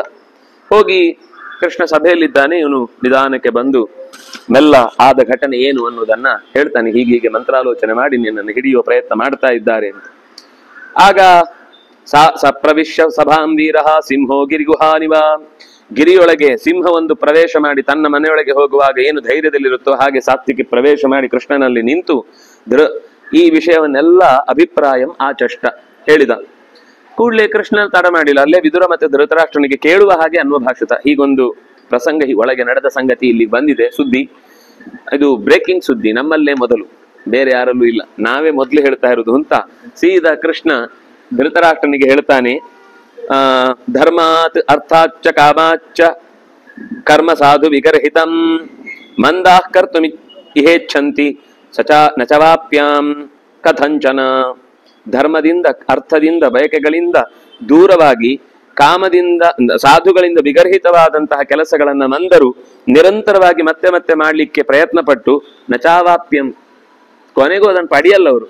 ಆದ್ರೆ ಇಂಥ ಈ ಪಾಯಸ ಚೂರು ಉಳಿದಿರುತ್ತೆ, ಸೀದ ತಲೆ ಹಾಕ್ತಾನೆ, ಚೂರು ನೆಕ್ಕಿ ತಿನ್ನೋಣ ಅಂತ, ವಾಪಸ್ ತಲೆ ತೆಗಿಲಿಕ್ಕೆ ಬರುವುದಿಲ್ಲ. ಹಂಗಾಗುತ್ತೆ ಮಂದರು ಅಂದ್ರೆ ಹೀಗೆ ಕೆಲಸ ಮಾಡೋರು. ಯಾರಿಗೂ ಗೊತ್ತಾಗ ಕೈಯೆಲ್ಲ ತೆಗೆದ್ರೆ ಆಗ ಕೈ ವಾಸನೆ ಬರುತ್ತೆ, ಜಿಡ್ಡು ಹಿಡಿಯುತ್ತೆ, ಸೀದಾ ಬಾಯಿ ಹಾಕಿ ತಿಂದು ಬಿಟ್ರೆ ಯಾರಿಗೂ ಗೊತ್ತಾಗಲ್ಲ ಅನ್ಕೊಂಡು ಹಾಕ್ಲಿಕ್ಕೆ ಹೋದ್ರೆ ಇಡೀ ಊರಿಗೆ ಗೊತ್ತಾಯ್ತು, ಇವನು ಪಾಯಸದ ಪಾತ್ರೆಗೆ ಬಾಯಿ ಹಾಕ್ಲಿಕ್ಕೆ ಹೋಗಿದ್ದಾನೆ ಅಂತ. ಪುರಾ ಹಿಂದೆ ವಿಕುರುವತೆ ಮೂಢಾಹ ಪಾಪಾತ್ಮಾನ ಸಮಾಗತಾಹ ದರ್ಶಿತಾ ಕಾಮ ಮನ್ಯುಭ್ಯಾಂ ಕ್ರೋಧ ಲೋಭ ವಶಾನುಗಾಹ. ಕ್ರೋಧಕ್ಕೆ ಲೋಭಕ್ಕೆ ಒಳಗಾಗಿರುವಂತಹ ಈ ನಿನ್ನ ಮಕ್ಕಳು ಚೆನ್ನಾಗಿ ಬಲಿಯಾಗ್ಬಿಟ್ಟಿದ್ದಾರೆ. ಬರೀ ಹಿಂದೆಯೂ ಇಂಥದ್ದೇ ತಪ್ಪುಗಳನ್ನು ಮಾಡಿದ್ದಾನೆ. ವಿಕುರುವತೆ ಹಿಂದೆಯೂ ಇಂಥದ್ದೇ ತಪ್ಪುಗಳನ್ನು ಮಾಡಿದ್ದಾರೆ, ಈಗಲೂ ಮತ್ತಂಥದ್ದೇ ತಪ್ಪನ್ನು ಮಾಡಿದ. ಇಮಂ ಹಿ ಪುಂಡರೀಕಾಕ್ಷಂ ಜಿಗೃಕ್ಷಂತ್ಯಲ್ಪಚೇತಸ. ಈ ಪುಂಡರೀಕಾಕ್ಷನನ್ನು ಕೃಷ್ಣ ಹೇಳುದು, ಈ ಪುಂಡರೀಕಾಕ್ಷನನ್ನು ಹಿಡಿಲಿಕ್ಕೆ ಬಂದವರು ಯಾರು ಕೂಡ ಇಲ್ಲಿ ತನಕ ಉಳಿದಿಲ್ಲ ಯಾರು. ಅಲ್ಪಚೇತಸಃ, ಅವರಿಗೆಲ್ಲ ಬುದ್ಧಿ ಕಮ್ಮಿ, ತಾವೇನ್ ಮಾಡ್ತಾ ಇದ್ದೇವೆ ಅಂತ ಪ್ರಜ್ಞೆ ಇಲ್ಲದೆ ಮಾಡ್ತಾ ಇದ್ದಾರೆ. ಅದಕ್ಕೊಂದು ಉದಾಹರಣೆ ಎಷ್ಟು ಚಂದ. ಪಟೇನಗ್ನಿಂ ಪ್ರಜ್ವಾಲಿತಂ ಯಥಾ ಬಾಲ ತಥಾ ಯಥಾ ಜಡ. ಸೆರಗಲ್ಲಿ ಕೆಂಡ ಇಟ್ಕೊಳ್ಳೋದು ಅಂತ ಒಂದು ಗಾದೆ ಇದೆಯಲ್ಲ ಕನ್ನಡ, ಅದು ಇಲ್ಲಿದ್ದೆ. ಪಟೇನ ಅಗ್ನಿಂ, ಬಟ್ಟೆಯಲ್ಲಿ ಅಗ್ನಿಯನ್ನು ಕಟ್ಕೊಂಡು ಓಡ್ತಾ ಇದ್ದಾರೆ. ಈ ಅಗ್ನಿಯನ್ನ ಅವ್ರ ಮನೆಗೆ ಸುಡ್ಲಿಕ್ಕೆ ಹೋಗ್ಲಿಕ್ಕೆ ಹಾಕ್ಬೇಕು ಅಂತ. ಅದು ಇಲ್ಲೇ ಸುಟ್ಟು ಅವನ್ ಬಟ್ಟೆನೆ ಹಿಡ್ಕೊಂಡ್ಬಿಡುದು. ಫಸ್ಟ್ ಕೃಷ್ಣನನ್ನು ಹಿಡಿಯುವುದು ಅಂದ್ರೆ ತಮ್ಮ ಬಟ್ಟೆಯಲ್ಲಿ ತಾವೇ ಕೆಂಡ ಹಿಡ್ಕೊಂಡು ಕೃಷ್ಣನ ಹತ್ರ ಬಂದ ಹಾಗೆ ಸುಡ್ಬೇಕು ಅಂತ. ಇದು ನಿನ್ನ ಮಕ್ಕಳ ಸ್ಥಿತಿ. ಸಾತ್ಯಕಿಯ ಈ ಮಾತು ಕೇಳಿ ಕೃಷ್ಣ ಅದನ್ನ ಯಾವಾಗ ಕನ್ವೆ ಮಾಡಿದ್ನೋ, ವಿದುರ ಬಹಳ ದೂರದೃಷ್ಟಿ ಉಳ್ಳವನು ಧೃತರಾಷ್ಟ್ರನಿಗೆ ಮತ್ತೆ ಎಚ್ಚರಿಕೆ ಕೊಟ್ಟು ಹೇಳ್ತಾನೆ, ಇದು ನಿನ್ನ ಮಕ್ಕಳು ಯಾಕೋ ಉರಿಯುವ ದೀಪದ ತರ ಆಗ್ಬಿಟ್ಟಿದ್ದಾರೆ ಕೊನೆಯ ಟೈಮಿಗೆ. ವಿನಾಶ ಕಾಲೇ ವಿಪರೀತ ಬುದ್ಧಿ ಅಂತ. ಅಶಕ್ಯಂ, ಇದು ಮಾಡ್ಲಿಕ್ಕೆ ಆಗುದಿಲ್ಲ ಅನ್ನೋದನ್ನ ಅವರು ತಲೆಯಲ್ಲಿ ಇಟ್ಕೊಂಡೇ ಇಲ್ಲ. ಕರ್ಮ ಕರ್ತುಂ ಸಮುದ್ಯತಾ, ಅಶಕ್ಯಂ ಕರ್ಮ ಕರ್ತುಂ, ಕೆಟ್ಟ ಕರ್ಮ ಆಗದ ಕರ್ಮವನ್ನು ಮಾಡ್ಲಿಕ್ಕೆ ಹೊರಟಿದ್ದಾರೆ. ಬಂಡೆಯನ್ನು ತಲೆಯಿಂದಲೇ ಒಡೆದು ಬಿಡುತ್ತೇನೆ ಅಂತ ಹೋಗಿ ಚಚ್ಕೊಂಡ್ರೆ ಒಡೆಯುವುದು ಯಾವುದು? ತಲೆ. ಬಂಡೆಗೆ ಏನಾಗಲ್ಲ. ಆದ್ರಿಂದಾಗಿ ನಿನ್ನ ಮಕ್ಕಳು ಹೀಗೆ ಏನೋ ಮಾಡ್ತಾ ಇದ್ದಾರೆ. ಇಮಂ ಹಿ ಪುಂಡರೀಕಾಕ್ಷಂ ಅಭಿಭೂಯ ಪ್ರಸಖ್ಯ ಚ ನಿಗೃಹೀತು ಕಿಲೇಚ್ಛಂತಿ ಸಹಿತ ವಾಸವಾನುಜಂ. ವಾಸವಾನುಜ ಅಂದ್ರೆ ಉಪೇಂದ್ರ, ಇಂದ್ರನ ತಮ್ಮನಾಗಿ ಹುಟ್ಟಿರುವಂತಹ ಈ ಭಗವಂತನನ್ನ ನಿಗ್ರಹೀತುಂ ಹಿಡಿಯುವುದಕ್ಕೋಸ್ಕರ ಬಹಳ ಸುತ್ತುವರೆದು ಪಡೀತೇವೆ ಅಂತ ಅನ್ಕೊಂಡಿದ್ದಾರೆ. ಇಮಂ ಪುರುಷ ಶಾರ್ದೂಲಂ ಅಪ್ರದೃಶ್ಯಂ ದುರಾಸದಂ ಆಸಾದ್ಯ ನ ಭವಿಷ್ಯಂತಿ ಪತಂಗ ಇವ ಪಾವಕಂ. ಎಲ್ಲ ಹಾತೆಗಳು ಉರಿಯುತ್ತಿರುವ ಧಗಧಗನಿನ ಬೆಂಕಿಯನ್ನ ನಮ್ಮ ರೆಕ್ಕೆಗಳಿಂದ ಹಾರಿಸಿ ಅದನ್ನ ಮುಕ್ತಾಯ ನಂದಿಸಿ ಬಿಡ್ತೇವೆ ಅಂತ ಹೋದ್ರೆ ಹೇಗಿರ್ತಾವೋ ಹಾಗೆ ಈ ಉರಿಯುವ ಬೆಂಕಿಗೆ ನಿನ್ನ ಮಕ್ಕಳೆಂಬ ಪತಂಗಗಳು ಬಿದ್ದು ಸಾಯಲಿಕ್ಕೆ ಈಗಲೇ ಈ ಯುದ್ಧವೇ ಆಗ್ಬೇಕಾಗಿಲ್ಲ. ಈಗ ಕೃಷ್ಣನನ್ನು ಹಿಡಿಲಿಕ್ಕೆ ಹೋಗಿ ಯುದ್ಧವೇ ಬೇಕಿಲ್ಲ, ಇವತ್ತೇ ಯುದ್ಧ ಕತೆ ಮುಗಿಯತ್ತೆ. ಪಾಂಡವರ ಕತೆ ಕುರುಕುಲ ಅವಸಿತ ಮುಗಿದೋಯ್ತು ಅಂತ ಆಗುತ್ತೆ. ಅಯಮಿಚ್ಛನ್ ಹಿ ತಾನ್ ಸರ್ವಾನ್ ಯುದ್ಧಮಾನಾನ್ ಜನಾರ್ದನ ಸಿಂಹೋ ನಾಗಾನಿವ ಕ್ರುದ್ಧ ಗಮಯೇತ್ ಯಮಸಾಧನಂ. ಯಮನ ಮನೆಗೆ ಕ್ಷಣ ಮಾತ್ರದಲ್ಲಿ ಕಳುಹಿಸಬಲ್ಲ. ಹೇಗೆ ಸಿಂಹ ಒಂದು ಆನೆಯ ಗಂಡಸ್ಥಲವನ್ನ ಭೇದಿಸಿ ಅಷ್ಟು ಆನೆಯ ಗುಂಪನ್ನು ಓಡಿಸುತ್ತೋ ಹಾಗೆ ಅವನು ಒಬ್ಬ ಸಾಕು ಇವರನ್ನೆಲ್ಲ ಯಮನ ಮನೆಗೆ ಅಟ್ಲಿಕ್ಕೆ. ನತ್ವಿಯಂ ನಿಂದಿತಂ ಕರ್ಮ ಕುರ್ಯಾತ್ ಪಾಪಂ ಕಥಂಚನ ನ ಚ ಧರ್ಮಾದಪಕ್ರಾಮೇತ್ ಅಚ್ಯುತಃ ಪುರುಷೋತ್ತಮಃ. ಕೃಷ್ಣ ಯಾವತ್ತೂ ಕೂಡ ಯಾವುದೇ ಇಲ್ಲಿಯ ತನಕ ಮಾಡಿದ ಕೆಲಸಗಳಲ್ಲಿ ಅಧರ್ಮದ ಸ್ಪರ್ಶ ಇಲ್ಲ. ಅವನ್ ಕಾರಣ ಇಲ್ಲದೆ ಯಾವತ್ತೇ ಯಾರದ ಮೇಲೂ ಕೂಡ ಸಿಟ್ಟು ದ್ವೇಷವನ್ನ ಸಾಧಿಸುವನಲ್ಲ. ಆದ್ರಿಂದಾಗಿ ನಿಂದಿತವಾದ ಕರ್ಮ ಅವನಿಗೆ ಮಾಡಿ ಗೊತ್ತಿಲ್ಲ, ಪಾಪ ಅನ್ನೋದು ಅವನ ಹತ್ರ ಸುಳಿಯಲ್ಲ, ಧರ್ಮಕ್ಕಿಂತ ಹೊರತಾದ ಯಾವುದೇ ಕರ್ಮಗಳನ್ನ. ಅದರಿಂದ ಶಬ್ದ ಬಳಸಿದ್ ನೋಡಿ, ಅಚ್ಯುತಃ. ಎಲ್ಲಿ ಏನ್ ವಿಷಯ ಹೇಳ್ಬೇಕು ಅಲ್ಲಿಗೆ ಆ ಪದ ಬಳಸಿರ್ತಾನೆ. ನಾವು ಆ ಪದದ ಹಿಂದೆ ಹೋಗಿ ಮತ್ತೆ ಆ ಶ್ಲೋಕ ನೋಡಿದ್ರೆ ಅದರ ಅರ್ಥ ಮತ್ತೊಂದ್ ಕಡೆ ತಿರ್ಕೊಳ್ಳುತ್ತೆ. ಚ್ಯುತಿ ಅಂದ್ರೆ ದೋಷ, ಲೋಪ, ಏನಾದ್ರೂ ತಪ್ಪು ಕೆಲಸ. ಆ ತಪ್ಪು ಕೆಲಸ ಅವನಲ್ಲಿ ಇಲ್ಲ ಅನ್ನುವ ಕಾರಣಕ್ಕೇನೆ ಅವನನ್ನ ಅಚ್ಯುತ ಅಂತ ಕರೆದದ್ದು. ಅಂತಹ ಅಚ್ಯುತನಾದ. ಮತ್ತೆ ಇನ್ನೊಂದು ಶಬ್ದ ಹಾಕಿದ್ರು ಪುರುಷೋತ್ತಮ. ಇಲ್ಲಿರುವ ಎಲ್ಲಾ ಪುರುಷರಿಗಿಂತ ಅವನು ಉತ್ತಮ. ಅವನನ್ನು ಹಿಡಿದು ನಾವು ಜೀರ್ಣಿಸಿಕೊಳ್ತೇವೆ ಅಂತ ಅನ್ನೋದು ಅವನನ್ನ ಭಕ್ತಿರೈವೈನಂ ಗಮಯತಿ, ಭಕ್ತಿವಶಃ ಪುರುಷ. ಅವನು ಭಕ್ತಿಯ ಹಗ್ಗಕ್ಕೆ ಸಿಕ್ಕಿ ಬೀಳ್ತಾನೆ. ಇನ್ನು ಯಾವುದೇ ನೀವು ಇಂದ್ರ ಪಾಶ ತನ್ನಿ, ವರುಣ ಪಾಶ ತನ್ನಿ, ಬ್ರಹ್ಮ ಪಾಶ ತನ್ನಿ, ಅದೆಲ್ಲ ಅವನಿಗೆ ಕಾಲಿಗೆ ಎಡವಿದ ಹುಲ್ಲಿನ ಮೆದೆಯ ಹಾಗೆ ಜಾಡಿಸ್ಕೊಂಡು ಹೋಗ್ತಾ ಇರ್ತಾನೆ. ಅದು ಅವನಿಗೆ ತಾಗುದೇ ಇಲ್ಲ. ಆದ್ರಿಂದ ಅದಕ್ಕೊಂದು ಇನ್ನೊಂದು ಉದಾಹರಣೆ ಕೊಡ್ತಾನೆ. ಅವನಿಗೆ ವಿರುದ್ಧವಾಗಿ ನಿಂತವ್ರು ಯಾರ್ಯಾರು ಏನೇನಾದ್ರು ಹಿಂದೆ ಯಥಾ ವಾರಾಣಸಿ ದಗ್ಧ ಸಾಶ್ವ ಸರತ ಕುಂಜರ ಸಾನುಬಂಧಸ್ತು ಕೃಷ್ಣೇನ ಕಾಶೀನಾಂ ಋಷಯೋ ಋಷಭೋ ಹತಃ. ಸುದಕ್ಷಿಣ ಅಂತ ಅವನ ಹೆಸರು. ಕಾಶಿ ದೇಶದ ರಾಜನ ಮಗ. ಅವರ ತಂದೆ ಬಂದು ಫಸ್ಟ್ ಗಲಾಟೆ ಮಾಡಿ ಹೋಗ್ತಾನೆ. ಆಗ ಅವನನ್ನ ಸೋಲಿಸಿ ಕೊಲ್ತಾನೆ. ಮತ್ತೆ ಮಗ ಏನ್ ಮಾಡ್ತಾನೆ ಅಂದ್ರೆ ಕಾಶಿಯಲ್ಲೇ ಕೂತ್ಕೊಂಡು ಇಡೀ ಊರಿನವರನ್ನ ಸೇರಿಸಿ ಒಂದು ಮಹಾ ಕೃತ್ಯ ಪ್ರಯೋಗದ ಯಾಗವನ್ನ ಮಾಡಿ ಅದನ್ನ ದ್ವಾರಕೆ ಮೇಲೆ ಬಿಡ್ತಾನೆ. ಆ ಕೃತ್ಯ ಸೀದಾ ದ್ವಾರಕೆಗೆ ಹೋಗಿ ಹೊರಬಾಗಿಲಿಂದ ಇನ್ನೆಷ್ಟು ನುಗ್ಗುವಷ್ಟರಲ್ಲಿ ಸುದರ್ಶನ ಬಂದು ಹೇಳುತ್ತೆ, ನನ್ ಕೆಲಸ ಬಂತು, ನಾನು ಹೋಗ್ಲಾ ಅಂತ. ಆಯ್ತು, ನಿಂಗೆ ಪರ್ಮಿಷನ್ ಇದೆ, ಏನಾದ್ರೂ ಮಾಡಿ ಹೋಗ್ ಅಂತ ಕಳಿಸ್ಬಿಡ್ತಾನೆ. ಅದು ಸೀದಾ ಇಡೀ ದ್ವಾರಕೆಗೆ ಬೆಂಕಿ ಹಚ್ಚಿ ಕೊಲ್ಲಬೇಕು ಅಂದ್ರೆ ಇಡೀ ನಗರವನ್ನ ಸುಡಬೇಕು ಅಂತ ಅನ್ಕೊಂಡದ್ದು. ಕೂಡ್ಲೆ ಸುದರ್ಶನ ಕಾವಲು ಕಾಯುತ್ತೆ. ಕಾವಲು ಕಾದು ಅದನ್ನೇ ಅಟ್ಟಿಸಿಕೊಂಡು ಹೋಗುತ್ತೆ. ಅಟ್ಟಿಸಿಕೊಂಡು ಹೋಗಿ ಅದು ಎಲ್ಲಿವರೆಗೆ ಅಂದ್ರೆ ಸೀದಾ ತಾನು ಎಲ್ಲಿ ತನಗೆ ಹುಟ್ಟಿದ್ದೆಲ್ಲಿ ಅಲ್ಲೇ ಹೋಗುದೀಗ. ನಮಗೆ ಎಷ್ಟೇ ಬೇಜಾರಾಗಿ ಏನೇ ಕಿರಿಕಿರಿಯಾಗಿ ಹೋಗುದಲ್ಲಿ ಕೊನೆಗೆ ಮನೆಗೆ. ಅಂದ್ರೆ ಅದಕ್ಕೆ ಹುಟ್ಟಿದ ಜಾಗ ಅಗ್ನಿಯ. ಒಂದೆರಡು ದಿವಸ ಹೊರಗೆಲ್ಲ ಸುತ್ತಿ ಬರ್ಬೋದು, ಆಮೇಲೆ ಸಮಾಧಾನ ಆಗುದು ಮನೆಗೆ ಹೋದ್ರೇನೆ. ಹಾಗೆ ತಾನು ಹುಟ್ಟಿದ ಜಾಗ ಅಗ್ನಿ. ಆ ಅಗ್ನಿಯ ಕುಂಡದ ಹತ್ರ ಬಂದು ಎರಡು ಕಾರಣ. ಒಂದು, ತಾನು ಹುಟ್ಟಿದ ಜಾಗ. ಎರಡನೇದೇನು ಅಂದ್ರೆ ಯಾವುದೇ ಕೃತ್ಯ ಒಂದ್ಸರ್ತಿ ಹುಟ್ಟಿದ ಮೇಲೆ ಅದಕ್ಕೆ ಏನಾದ್ರೂ ಒಂದು ಭೋಗ ಸಿಗಬೇಕು. ಅದು ಹಾಗೆ ಸಾಯಲ್ಲ. ಹಾಗಾಗಿ ಏನಾಯ್ತು ಅಂದ್ರೆ ಈಗ ಈ ಸುದರ್ಶನ ನನ್ನನ್ನ ನಾಶ ಮಾಡಿಬಿಡುತ್ತೆ. ಅದಕ್ಕಿಂತ ಮುಂಚೆ ನಾನು ಇಡೀ ಭೋಗವನ್ನು ತಗೊಳ್ಬೇಕು ಅಂತ ಇಡೀ ಕಾಶಿ ಪಟ್ಟಣವನ್ನೇ ನುಂಗಿ ಬಿಡುತ್ತೆ. ಅಲ್ಲಿ ಹೇಗೆ ಹೇಗೆ ಅಂಗಡಿಗಳಿತ್ತೋ, ಹೇಗೆ ಹೇಗೆ ಮನೆತನಗಳು ಎಲ್ಲರೂ ಹೆಲ್ಪ್ ಮಾಡಿದ್ದಾರೆ ಅದಕ್ಕೆ. ಕಾರಣ ಸುಮ್ನೆ ಕೊಲ್ಲಿಲ್ಲ, ಸುಮ್ನೆ ಯಾವ ಘಟನೆ ನಡೆಯಲ್ಲ. ನಮ್ಗೆ ಕೆಲವೊಂದ್ಸರ್ತಿ ಪ್ರಶ್ನೆಗಳೇನು ಅಂದ್ರೆ, ವಿಮಾನದಲ್ಲಿ ಅಷ್ಟು ಜನರ ಜಾತಕ ಒಂದೇ ಇತ್ತ, ಒಟ್ಟಿಗೆ ಸಾಯ್ಬೇಕು ಅಂತ ಒಂದೊಂದು ಪ್ರಶ್ನೆ. ಎಲ್ಲರ ಟೈಮ್, ಡೇಟ್ ಆಫ್ ಬರ್ತ್ ಎಲ್ಲ ಬೇರೆ ಬೇರೆ ಅಲ್ವಾ, ಅದು ಹೇಗೆ ಒಂದೇ ಆಗತ್ತೆ ಅಂತ ಇರುತ್ತೆ. ಕೆಲವೊಂದು ಸಮೂಹ ಸನ್ನಿ ಅಂತ ಹೇಳಿದ ಹಾಗೆ ಈಗ 11 ಜನ ಒಟ್ಟಿಗೆ ಅಲ್ಲಿ ಅಷ್ಟು ಜನ ಮೆರವಣಿಗೆಯಲ್ಲಿ ಹೋಗುವ ತುರಾತುರಿಗೆ ಬಿದ್ದು ಕಾರಡಿ ಬಿದ್ದು ಸತ್ರು ಅಂದ್ರೆ ಕೆಲವೊಂದು ನಮ್ಗೆ ಗೊತ್ತಾಗಲ್ಲ ಅದರ ಮೂಲ ಸ್ಥಿತಿ ಏನಿದೆ ಅಂತ. ಈಗ ಎಲ್ರು ಎಲ್ಲೆಲ್ಲೋ ಹುಟ್ಟಿದವರು ರಾಜಕುಮಾರಿಯರು, ಆದ್ರೆ ಅಷ್ಟೂ ಜನಕ್ಕೆ ಒಂದೇ ದಿವಸದ ಮುಹೂರ್ತದಲ್ಲಿ ಕೃಷ್ಣನ್ ಜೊತೆಗೆ ವಿವಾಹ ಆಗ್ಲಿಲ್ವಾ? ಒಳ್ಳೇದು ಆಗುತ್ತೆ. ಹಾಗೆ ಅಷ್ಟೂ ಜನರಿಗೆ ಒಳ್ಳೆ ಘಟನೆಗಳು ನಡೀತಾವೆ. ಜಾತಕ ಬೇರೆ ಬೇರೆ ಅಲ್ವ. ನಮ್ಗೆ ಯಾವಾಗ್ಲೂ ಯಾವ್ದಾದ್ರು ಕೆಟ್ಟದ್ದಾದಕ್ಕೆ ಮಾತ್ರ ಈ ಪ್ರಶ್ನೆ ಬರುತ್ತೆ. ಏನಾದ್ರೂ ಒಳ್ಳೇದಾಯ್ತು, ಯಾರೋ ಒಬ್ಬ ಲೇಟ್ ಬಂದ, ಅದರಿಂದಾಗಿ 10 ನಿಮಿಷ ತಡ ಹೊರಟದ್ರಿಂದ ಮುಂದೆ ಒಂದು ದೊಡ್ಡ ಆಕ್ಸಿಡೆಂಟ್ ತಪ್ತು. ಆಗ ನಮ್ಗೆ ಜಾತಕ ಎಲ್ಲ ಆಯ್ತಾ, ಎಲ್ರು ಉಳಿಲಿಕ್ಕೆ ಒಂದೇ ತರ ಜಾತಕನ ಪ್ರಶ್ನೆ ಬರಲ್ಲ. ಏನೋ ಒಂದ್ ಎಡವಟ್ಟಾಗಿ ಚಕ್ರ ಹಳಿ ತಪ್ಪಿ ಢಮ್ ಅಂತ ಬಿತ್ತು, ಆವಾಗ ಶುರುವಾಗುತ್ತೆ ನಮ್ಮ ಪ್ರಶ್ನೆಗಳು. ಅಂದಾಗಿ ಒಂದು ಕಡೆಗೆ ಯೋಚನೆ ಅಲ್ಲ, ಎರಡೂ ಕಡೆಗೆ ಯೋಚನೆ ಮಾಡಿದ್ರೆ ಒಳ್ಳೇದೂ ಅಷ್ಟೇ ಆಗುತ್ತೆ, ಕೆಟ್ಟದ್ದೂ ಆಗುತ್ತೆ. ಜಾತಕಗಳು ಬೇರೆ ಬೇರೆ ಇದ್ರೂ ಕೂಡ ಅವರವರ ಪ್ರಾರಬ್ಧ ಅನುಭವಿಸಬೇಕಾದ ಕಾಲ ಒಂದೇ ಇದ್ದಾಗ ಅದನ್ನು ಯಾರೂ ತಪ್ಪಿಸ್ಲಿಕ್ಕೆ ಆಗುದಿಲ್ಲ. ಹಾಗಾಗಿ ಇಡೀ ಊರಿನ ಜನ ಅವರು ಎಲ್ಲರೂ ಕೂಡ ಕೃಷ್ಣನ ವಿರುದ್ಧವಾದ ಕಾರ್ಯಕ್ಕೆ ತಮ್ಮ ತಮ್ಮ, ಒಬ್ಬ ಕಟ್ಟಿಗೆ ತಂದು ಕೊಟ್ಟಿದ್ದ, ಒಬ್ಬ ಇಟ್ಟಿಗೆ ತಂದು ಕೊಟ್ಟಿದ್ದ, ಗೊತ್ತಿತ್ತು ಈ ಮಾಡುವ ಕರ್ಮ ಏನು ಅಂತ ಗೊತ್ತಿತ್ತು. ಅಂದಾಗಿ ಎಲ್ಲರೂ ಆಯಾ ಪೂಜಾ ದ್ರವ್ಯಗಳು ಅಥವಾ ಬೇಕಾದ ಕಾರ್ಯಕ್ರಮ ಬನ್ನಿ, ನಮ್ಮ ಇವತ್ತು ಈ ಸಲ ಒಂದು ಕೃಷ್ಣನನ್ನ ಮುಗಿಸ್ಬಿಡೋ ಯೋಚನೆ ಇದೆ, ಅದಕ್ಕೆ ನೀವು ಕೂಡ ನಿಮ್ಮ ಕಡೆಯಿಂದ ಸರ್ವಿಸ್ ಕೊಡ್ಲಿಕ್ಕೆ ಬನ್ನಿ ಅಂತ ಒಬ್ಬ ಕರೆದಿದ್ರೆ ಅವನು ತಪ್ಪಿತಸ್ತಾನೆ. ಸೂಚಕಶ್ಚಾಪಿ ತದ್ಭವೇತ್. ಯಾರು ಸೂಚಕನು ಅವನಿಗೂ ತಪ್ಪಿತಸ್ಥನ ಶಿಕ್ಷೆಯ ಪಾಪ ಇದೆ. ಹಾಗಾಗಿ ಇಡೀ ಊರು ದಗ್ಧ, ವಾರಾಣಸಿ, ಇಡೀ ವಾರಾಣಸಿ ಸುಟ್ಟು ಹೋಗಿತ್ತು. ಸಾಂಸ್ಕೃತಿಕ ನಗರ, ಭಾರತದ ಅತ್ಯಂತ ಪ್ರಾಚೀನ ನಗರಗಳಲ್ಲಿ ಒಂದದು. ಅದು ಮಹಾಭಾರತದ ಕಾಲದ್ದಲ್ಲ, ಅದು ಪುರಾಣಕ್ಕೆ ಹಿಂದೆ ಹಿಂದೆ ಹಿಂದೆ ಹಿಂದೆ ಹೋದ್ರೆ ಎಷ್ಟೋ ಯುಗಾಂತರದ ಸಂಬಂಧ ಇದೆ. ಅದಕ್ಕೆ ಮನ್ವಂತರದ ಹಿಂದೆ ಹೋಗ್ಬೇಕು. ಆ ಕಾಲದಿಂದಲೂ ಆ ಕಾಶಿ ಇದೆ. ಅಂತಹ ಕಾಶಿ ಸರಥ ಕುಂಜರ, ರಥ, ಆನೆ, ಕುದುರೆ, ಪ್ರಾಣಿಗಳು, ಪಕ್ಷಿಗಳು, ಮರಗಳು, ಗಿಡಗಳು. ಯಾಕಂದ್ರೆ ಅಲ್ಲಿ ವಾಸ ಮಾಡಿ ಅಲ್ಲಿ ಊಟ ಮಾಡಿದ್ದೇ ತಪ್ಪಾಗೋಯ್ತು ಅವುಗಳದ್ದು. ಅಂತ ದುಷ್ಟರ ಜೊತೆಗೆ ಇದ್ದದ್ದೇ ತಪ್ಪು. ಹೌದು ಆಗತ್ತೆ. ಹೌದು.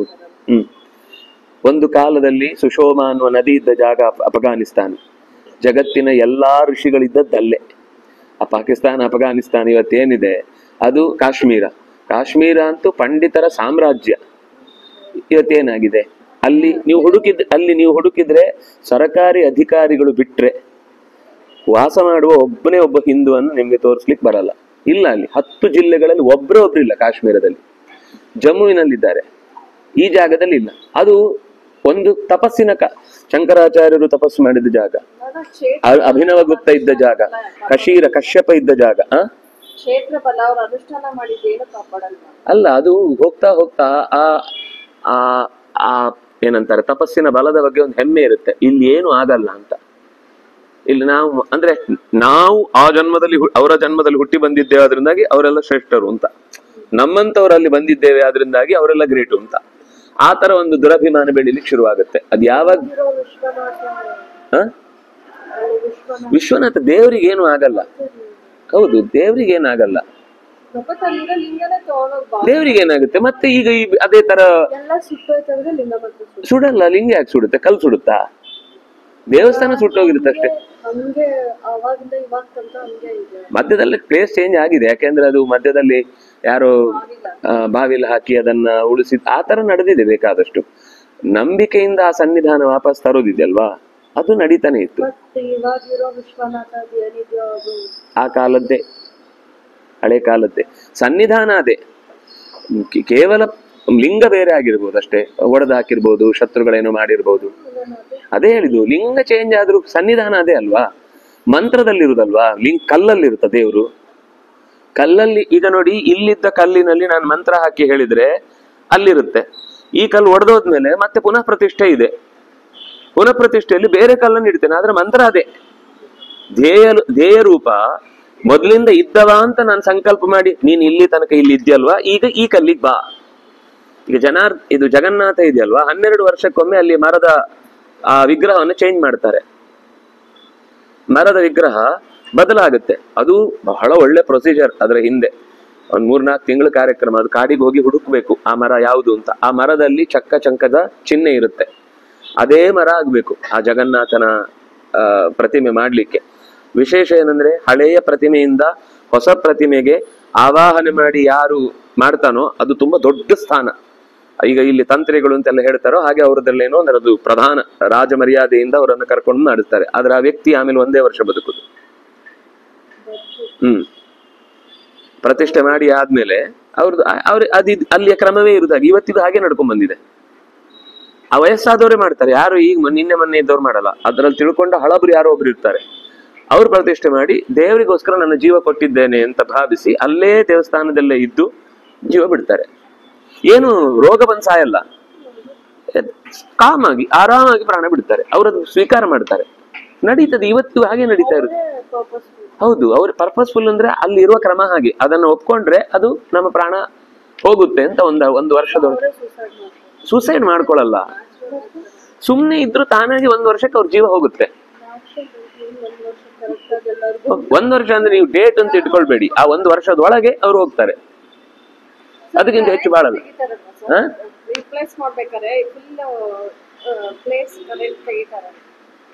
ಹೌದು, ಅದನ್ನು ಹೊರಗೆ ತಂದು ಒಂದು ಜಾಗದಲ್ಲಿ ಹೂತಾಕ್ತಾರೆ. ಕೆಲವೆಲ್ಲ ಅತಿಯಾದ ರಂಜನೆ, ಅದೇ ಹೃದಯ ಇರುತ್ತೆ, ಹಾಗಿರುತ್ತೆ, ಹೀಗಿರುತ್ತೆ, ಎಂಥದೂ ಇಲ್ಲ. ಸರಿ, ಒಟ್ಟು ಕೃಷ್ಣ ನಿಂತ್ರೆ ನಮ್ಮ ಯಾವ ಶಕ್ತಿಯೂ ಕೂಡ ಅವನನ್ನು ಇಲ್ಲಿ ಎದುರಿಸ್ಲಿಕ್ಕೆ ಸಾಧ್ಯ ಇಲ್ಲ. ನೀವು ಅನ್ಕೊಳ್ಬಹುದು ಇಲ್ಲಿರೋ ಇಷ್ಟು ಸೇನೆ, ಇಷ್ಟು ಜನ, ಇಷ್ಟು ವ್ಯಕ್ತಿಗಳೆಲ್ಲ ಅವನನ್ನು ಹಿಡಿದಿಡ್ಬಹುದಲ್ವಾ ಅಂತ. ಊರೇ ಸುಟ್ಟೋಗಿದೆ ರೀ, ಇಲ್ಲಿರೋ 4 ಜನ ಯಾವ್ದಕ್ ಲೆಕ್ಕ? ಅವನನ್ನ ಹಾಗೆ ಎದುರಿಸ್ಲಿಕ್ಕೆ ಸಾಧ್ಯ ಇಲ್ಲ. ತಥಾ ನಾಗಪುರಂ ದಗ್ಧ್ವಾ, ನಾಗಪುರ ಅಂದ್ರೆ ಹಸ್ತಿನಾವತಿ, ಹಾಗೆ ಹಸ್ತಿನಾವತಿಯನ್ನ ಸುಟ್ಟು ಶಂಖಚಕ್ರ ಗದಾಧರನಾದ. ನಾಗ ಅಂದ್ರೆ ಹಸ್ತಿ, ನಾಗ ಅಂದ್ರೆ ಆನೆ, ಹಸ್ತಿನಾವತಿ ಅಂತ ನಾಗಪುರ ಅಂತ ಇನ್ನೊಂದು ಹೆಸರು ಅದಕ್ಕೆ. ಈಗ ನಾಗಪುರ ಅದೇ, ಹಸ್ತಿನಾವತಿ ನಾಗಪುರ. ಶಬ್ದ ಗಮನಿಸಿ, ಶಂಖಚಕ್ರ ಗದಾಧರ ಅಂತ ಹೇಳ್ತಾನು. ಅಂದ್ರೆ ವಿದುರನಿಗೆ 4 ಕೈ ಕಾಣಿಸ್ತಿದೆ, ದುರ್ಯೋಧನ 2 ಕೈ ಹೇಳುದು ಯಾವಾಗ್ಲೂ. ತೇನೈವ ರೂಪೇಣ ಚತುರ್ಭುಜೇನ ಅಂತ ಅರ್ಜುನ 4 ಕೈ ಹೇಳ್ತಾನೆ. ನಿನ್ನ ಮೊದಲಿನ ಸಾಮಾನ್ಯ 4 ಕೈದೇ ರೂಪ ತೋರ್ಸಪ್ಪ ನನಗೆ. ಅಂದ್ರೆ ಸಾಮಾನ್ಯ ರೂಪ ಅಂದ್ರೆ ಅವನಿಗೆ ಯಾವಾಗ್ಲೂ 4 ಕೈಯ ರೂಪ ಕಾಣಿಸ್ತಿತ್ತು ಅಂತ ಅರ್ಥ. ಅಂದ್ರೆ ಹಾಗೆ ಎಟ್ ಎ ಟೈಮ್ ಇವ್ರಿಗೆ 4 ಕೈ ಕಾಣಿಸ್ತಿತ್ತು, ಅವನಿಗೆ 2 ಕೈ ಕಾಣಿಸ್ತಿತ್ತು. ಇದು ದೇವರ ದರ್ಶನದ ಮಹಿಮೆ. ಅವನಿಗೆ ತೋರಿಸ್ಬೇಕು ಅಂತಿದ್ದಾಗ ಯಾರಿಗೆ ಹೇಗ್ ಬೇಕೋ, ಯೋ ಯೋ ಯಾಮ್ ಯಾಮ್ ತನು ಭಕ್ತ ಶ್ರದ್ಧೆಯಾರ್ಜಿತಮಿಚ್ಛತಿ ತಸ್ಯ ತಸ್ಯಾಚಲಾಂ ಶ್ರದ್ಧಾ ತಾಮೇವ ವಿದಧಾಮ್ಯಹಂ. ಅದೇ ಶ್ರದ್ಧೆಯಿಂದ ಅವ್ರಿಗೆ ನಾನು ಕಾಣಿಸ್ತೇನೆ. ಅವ್ರು ನನ್ನನ್ನ ಹೀಗೆ ಅಂತ ಅನ್ಕೊಂಡ್ರೆ ಅವ್ರಿಗೆ ನಾನು ಹಾಗೆ ಕಾಣ್ತೇನೆ. ದೇವ್ರು ನನ್ನನ್ನ ದ್ವೇಷ ಮಾಡ್ತಾನೆ, ದೇವ್ರು ನನ್ನನ್ನು ಕೈ ಬಿಡ್ತಾನೆ, ದೇವ್ರು ನನ್ನನ್ನು ರಕ್ಷಿಸುವುದಿಲ್ಲ ಅಂತ ಅವನು ನಿರಂತರ ಹೇಳ್ಕೊಳ್ತಾ ಇದ್ರೆ ದೇವ್ರನ್ನ ಯಾವತ್ತೂ ಕೈ ಹಿಡಿಯೋದು ಕಾಪಾಡೋದೇ ಇಲ್ಲ. ಯಾಕೆಂದ್ರೆ ಅವನು ಉಪಾಸನೆ ಮಾಡಿದ್ದೆ ಹಾಗೆ. ನಮಗೀಗ ಉಪಾಸನೆ ಮಾಡಿ ಮಾಡಿ ಮಾಡಿ ಪುರುಸೊತ್ತಿದ್ಯಾ? ಪುರುಸೊತ್ತಿಲ್ಲ ಪುರುಸೊತ್ತಿಲ್ಲ ಪುರುಸೊತ್ತಿಲ್ಲ ಅಂತ ಹೇಳಿ ಹೇಳಿ ಸಿದ್ಧಿ ಆಗ್ಬಿಟ್ಟಿದೆ. ಟೈಮೇ ಇರಲ್ಲ, ಏನ್ ಮಾಡ್ಲಿಕ್ಕೂ ಟೈಮ್ ಇಲ್ಲ ನಮ್ಮ ಹತ್ರ. ಸಿದ್ಧಿ ಅಂದ್ರೆ ಕೇವಲ ದೇವ್ರು ಮಾತ್ರ ಅಲ್ಲ, ಈ ಲೋಕದ ವ್ಯವಹಾರದಲ್ಲಿ ನಾವು ಯಾವ ಶಬ್ದ ಜಾಸ್ತಿ ಬಳಸ್ತೇವೆ ಅದು ಸಿದ್ಧಿ ಆಗ್ಬಿಡುತ್ತೆ. ಯಾಕಂದ್ರೆ ಬಹಳ ಬಾರಿ ಉಚ್ಚರಿಸಿದ್ದು ಅದರ ಥಾಟ್ ವೇವ್ಸ್ ನಮ್ಮ ದೇಹದಲ್ಲಿ ಪ್ರತಿ ಜೀವಕೋಶಗಳಲ್ಲೂ ಕೆಲಸ ಮಾಡುತ್ತೆ. ಅದಕ್ಕೆ ತಕ್ಕಾಗಿ ಅದು ಮಾರ್ಪಾಡಾಗ್ಬಿಡುತ್ತೆ. ಅದಕ್ಕೆ ತಕ್ಕಾಗಿ ಕಾಲ ನಮ್ಮ ಜೊತೆಗೆ ಅಟೆಂಡ್ ಮಾಡುತ್ತೆ ನಮ್ಮನ್ನ. ಹಾಗೆ ಅಟೆಂಡ್ ಮಾಡುವಾಗ ನಮ್ಗೆ ನಾವೇನ್ ಅನ್ಕೊಳ್ತೇವೋ ಅದೇ ತರ ಆಗ್ತಾ ಇರುತ್ತೆ ಎಲ್ಲ ವ್ಯವಸ್ಥೆಗಳು. ಹಾ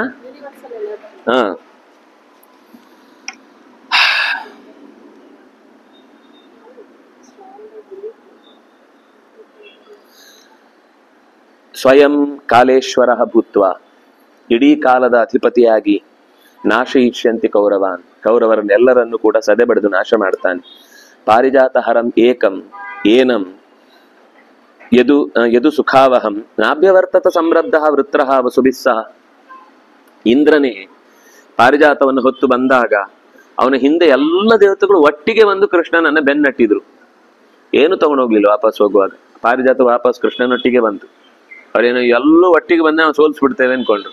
ಗರುಡನ ಬೀಸುವಿಕೆಗೆ ಹೋಗಿ ಆಯಾ ದಿಕ್ಕಲ್ಲೇ ಇದ್ದೀರಾ ಅಲ್ಲೇ ಪ್ರತಿಷ್ಠೆ ಆಗಿ ಅಂತ ಕಳಿಸ್ಬಿಟ್ಟ ಬೀಸಿದ ಫೋರ್ಸಿಗೆ. ಹಾಗಾಗಿ ಯಾರು ಕೃಷ್ಣನನ್ನು ಎದುರಿಸ್ಲಿಕ್ಕೆ ಆಗ್ಲಿಲ್ಲ. ವೃತ್ರಃ ಅಂದ್ರೆ ಇಂದ್ರ, ಇಂದ್ರ ಕೃಷ್ಣನನ್ನ ಗೆಲ್ಲಿಕ್ಕಾಗ್ಲಿಲ್ಲ. ನಾನು ಯಾವುದೋ ಗತ ಜನ್ಮದ ಕತೆ ಹೇಳ್ತಿರ್ಲಿ, ಇದು ಕೃಷ್ಣ ಇಲ್ಲೇ ಇದ್ದಾಗಲೇ ನಡೆದ ಕತೆ ಇದು. ಇದೆಲ್ಲರಿಗೂ ಗೊತ್ತಿದೆ.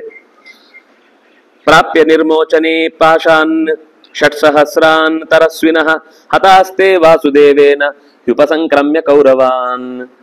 ನಮ್ಗೆ ಸಾಮಾನ್ಯ ಕೃಷ್ಣನ ಬಗ್ಗೆ ಎಲ್ಲ ಗೊತ್ತಿದೆ ಅನ್ಕೋತೀವಿ. ಇವ್ರು ಒಂದೇ ಒಂದು ಸಾಲಲ್ಲಿ ಒಂದು ಬೇರೆನೆ ಕತೆ ಬರುತ್ತೆ. ನಿರ್ಮೋಚನ ಅಂತ ಒಂದು ದೊಡ್ಡ ಜಾಗ. ಆ ಜಾಗದಲ್ಲಿ 6,000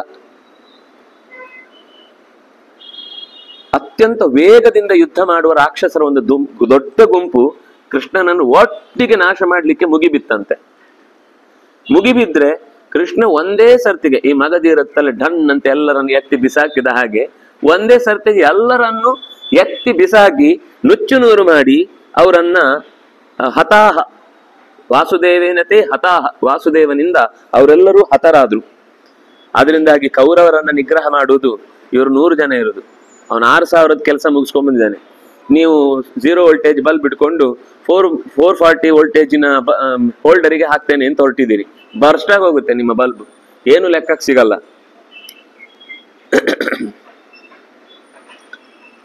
ದ್ವಾರಮಾಸಾದ್ಯ ಸೌಭಸ್ಯ ವಿಧೂಯ ಗದಯಾ ಗಿರಿಂ ದ್ಯುಮತ್ಸೇನ ಸಹ ಮಾತ್ಯ ಕೃಷ್ಣೇನ ವಿನಿಪಾತಿತಃ. ದ್ಯುಮತ್ಸೇನ ಅಂತ ಒಬ್ಬ ರಾಜ ಮಂತ್ರಿಗಳ ಜೊತೆಗೆ ಕೂಡಿ ಕೃಷ್ಣನನ್ನು ಒಟ್ಟಿಗೆ ನಿಗ್ರಹ ಮಾಡುವುದಕ್ಕೋಸ್ಕರ ಬಂದ. ಅವನು ಸೌಭನ ಸಹಾಯದಿಂದ ಬಂದಿದ್ದ. ಸೌಭನ ಸಹಾಯದಿಂದ ಅದು ಏನು ಅಂದ್ರೆ ಕೃಷ್ಣನ ಗದೆ ಏಟಿಗೆ ಒಂದು ಬೆಟ್ಟವೇ ಪುಡಿಯಾಗಿ ಹೋಗಿತ್ತು. ಅವನಿಗೆ ಸಾಮಾನ್ಯವಾದಂತಹ ಕೆಲಸ ಅಲ್ಲ, ಅದು ಅಸಾಧಾರಣವಾದ ಕೆಲಸ. ಅದು ಅಂತಹ ಗದೆಯಿಂದ ಕೊಟ್ಟ ಏಟಿಗೆ ಪರ್ವತವೇ ಪುಡಿಯಾಗಿ ಅವನ ಇಡೀ ಶತ್ರುಗಳ ಗುಂಪೆ ಕ್ಷಣ ಮಾತ್ರದಲ್ಲಿ ನಾಶ ಆದ ಪ್ರಸಂಗವನ್ನು ನಾನು ನಿನಗೆ ನೆನಪು ಮಾಡ್ತಾ ಇದ್ದೇನೆ. ಶೇಷವತ್ವಾತ್ ಕುರುಣಾಂತು ಧರ್ಮಾಪೇಕ್ಷಿ ತಥಾಚ್ಯುತಃ ಕ್ಷಮತೆ ಪುಂಡರೀಕಾಕ್ಷಃ ಶಕ್ತಃ ಸನ್ ಪಾಪ ಕರ್ಮಣ. ಯಾರು ಎಷ್ಟು ಜನ ಒಟ್ಟಿಗೆ ಬಂದರೂ ಕೂಡ ಧರ್ಮವನ್ನ ಅಪೇಕ್ಷಿಸಿ ಕೃಷ್ಣ ಇಲ್ಲಿ ಸುಮ್ಮನಿದ್ದಾನೆ ಬಿಟ್ರೆ, ಕ್ಷಮತೆ ಸಹಿಸಿಕೊಂಡು ನಿಂತಿದ್ದಾನೆ ನಿಮ್ಮ ಇಲ್ಲಿ ಉಪಟಳ. ಅವನು ಎದ್ದು ಹೋದಾಗ ಇದೆಲ್ಲ ನಾನು ಒಬ್ಬ ಅತಿಥಿಯಾಗಿ ಬಂದವನಾದ್ರಿಂದಾಗಿ ಸುಮ್ಮನಿರ್ಬೇಕು ಅಂತ ನೋಡ್ತಾ ಇದ್ದೇನೆ. ಇದು ಒಂದು ವೇಳೆ ಕೃಷ್ಣನದ್ದೇ ಆಸ್ಥಾನ ಆಗಿದ್ರೆ ಇಲ್ಲಿಯ ಕತೆ ಬೇರೆ ಇರ್ತಿತ್ತು. ಆದ್ರೆ ಇದು ಧೃತರಾಷ್ಟ್ರನ ಆಸ್ಥಾನ, ಅವನದ್ದೇ ಮನೆ, ಅವನೇನೋ ಹುಚ್ಚರಾಗಿ ನಡ್ಕೊಳ್ತಾ ಇದ್ದಾನೆ. ಅದನ್ನ ನಾವು ಮೂರನೇವರಾಗಿ ಬಂದು ನಿಗ್ರಹ ಮಾಡ್ಲಿಕ್ಕೆ ಹೋಗುದು ಸರಿಯಲ್ಲ. ಅದರಿಂದಾಗಿ ತಥಾ ಚಕ್ರಭುತ ಸರ್ವೇ ವಶಮೇಶ್ಯಂತಿ ಕೌರವಾಹ ವಾಯೋ ತೃಣಾಗ್ರಾಣಿ ವಶಂ ಯಾಂತಿ ಬಲೀಯಸಃ. ಸುಂಟರ ಗಾಳಿಗೆ, ಬೀಸುಗಾಳಿಗೆ ಹುಲ್ಲು ಹೇಗೆ ಅನಾಯಾಸವಾಗಿ ಅದಕ್ಕೆ ಬಲಿಯಾಗಿ ಹಾರ್ಕೊಂಡು ಹೋಗುತ್ತೋ ಹಾಗೆ ಕೌರವರು ಸುಂಟರ ಗಾಳಿ ಅಂತ ಕೃಷ್ಣನ ಪಾಲಿಗೆ ನೀವೆಲ್ಲ ಹುಲ್ಲಿನ ಮೆದೆ ಇದ್ದ ಹಾಗೆ, ಯಾವ ಲೆಕ್ಕಕ್ಕೂ ಇಲ್ಲ. ವಿದುರ ಹೀಗೆ ಹೇಳಬೇಕಾದ್ರೆ ಸ್ವತಃ ಕೃಷ್ಣನೇ ಮತ್ತೆ ಮಾತಾಡಿದ. ಧೃತರಾಷ್ಟ್ರನನ್ನು ನೋಡಿ ಹೇಳ್ತಾನೆ, ರಾಜನ್ ಯದಿ ಏತೆ, ಒಂದು ವೇಳೆ ನನ್ನ ಮೇಲೆ ಕೋಪಿಷ್ಠರಾಗಿ ನನ್ನನ್ನ ನಿಗೃಹೀಯು ಹಿಡಿಲಿಕ್ಕೆ ಬಂದಾರು, ಏತೇವಾ ಮಾಮಹಂ ವೈನಾನ್ ಅನುಜಾನೀಹಿ ಪಾರ್ಥಿವ. ಆದ್ರೆ ಅದರ ಪರಿಣಾಮ ಏನಾಗುತ್ತೆ ಅಂತ ನಾನು ಹೇಳಲಾರೆ, ಏನೂ ಆಗಬಹುದು. ಏತಾನ್ ಹಿ ಸರ್ವಾನ್ ಸಂರಬ್ಧಾನ್ ನಿಯಂತುಂ ಅಹಮುತ್ಸಹೆ.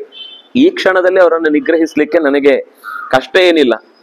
ನತ್ವಹಂ ನಿಂದಿತಂ ಕರ್ಮ ಕುರಿಯಾಂ ಪಾಪ ಕಥಂಚನ. ಇದು ಕೃಷ್ಣನದ್ದೇ ನೇರ ಮಾತು. ನನಗೆ ಈ ಮಾತಿಗೆ ತುಂಬಾ ಬೆಲೆ ಇದೆ. ಕಥಂ ಅಪಿ ನತ್ವಹಂ ನಿಂದಿತಂ ಕರ್ಮ ಕುರಿಯಾಂ. ಎಂದೂ ಕೂಡ, ಯಾವತ್ತೂ ಕೂಡ ನಾನು ಧರ್ಮಕ್ಕೆ ವಿರುದ್ಧವಾದ ನಿಂದ್ಯವಾದ ಕರ್ಮವನ್ನ ಮಾಡಲ್ಲ. ಕೆಲವರ ಪ್ರಕಾರ ಕೃಷ್ಣ ಅಭಿಬಿ ನರಕ್ ಮೆಹೆ ಅಂತ ಹೇಳ್ಕೊಂಡೇ ತಿರುಗ್ತಾ ಇರ್ತಾರೆ. ಅಂದ್ರೆ ಇದೇ ದೇಶದ ಪಂಗಡಗಳಲ್ಲಿ ಒಬ್ರು, ಯಾರೋ ಮೂರನೇವರು ಹೇಳ್ತಾರೆ ಅಂದ್ರೆ ಬಿಡಿ, ಇದೇ ದೇಶದ ಪಂಗಡದಲ್ಲೇ ಕೃಷ್ಣನನ್ನ ಒಪ್ಪದಂತಹ ಮಂದಿ ಇವತ್ತಿಗೂ ನಮ್ಮ ಮಧ್ಯೆನೇ ಇದ್ದಾರೆ. ಪಾಂಡವಾರ್ಥೇ ಹಿ ಲುಭ್ಯತಃ ಸ್ವಾರ್ಥಾನ್ ಹಾಸ್ಯಂತಿ ತೇ ಸುತಾಃ ಏತೆ ಚೇದೇವಮಿಚ್ಛಂತಿ ಕೃತಕಾರ್ಯ ಯುಧಿಷ್ಠಿರ. ಯುಧಿಷ್ಠಿರ ಗೆದ್ದ. ಒಂದು ವೇಳೆ ಪಾಂಡವರಿಗೆ ಕೊಡಬೇಕಾದ ಸಂಪತ್ತಿನಲ್ಲಿ ಲೋಭ ತೋರಿ ಸ್ವಾರ್ಥಕ್ಕಾಗಿ ಅದು ತನ್ನಲ್ಲೇ ಇರಿಸಿಕೊಳ್ಳಬೇಕೆನ್ನುವ ಬಯಕೆಯಿಂದ ನನ್ನ ಮೇಲೆ ಏರಿ ಬಂದ ಅಂದ್ರೆ ಯುಧಿಷ್ಠಿರನ ಕಾರ್ಯ ಸಿದ್ಧ ಆಯ್ತು.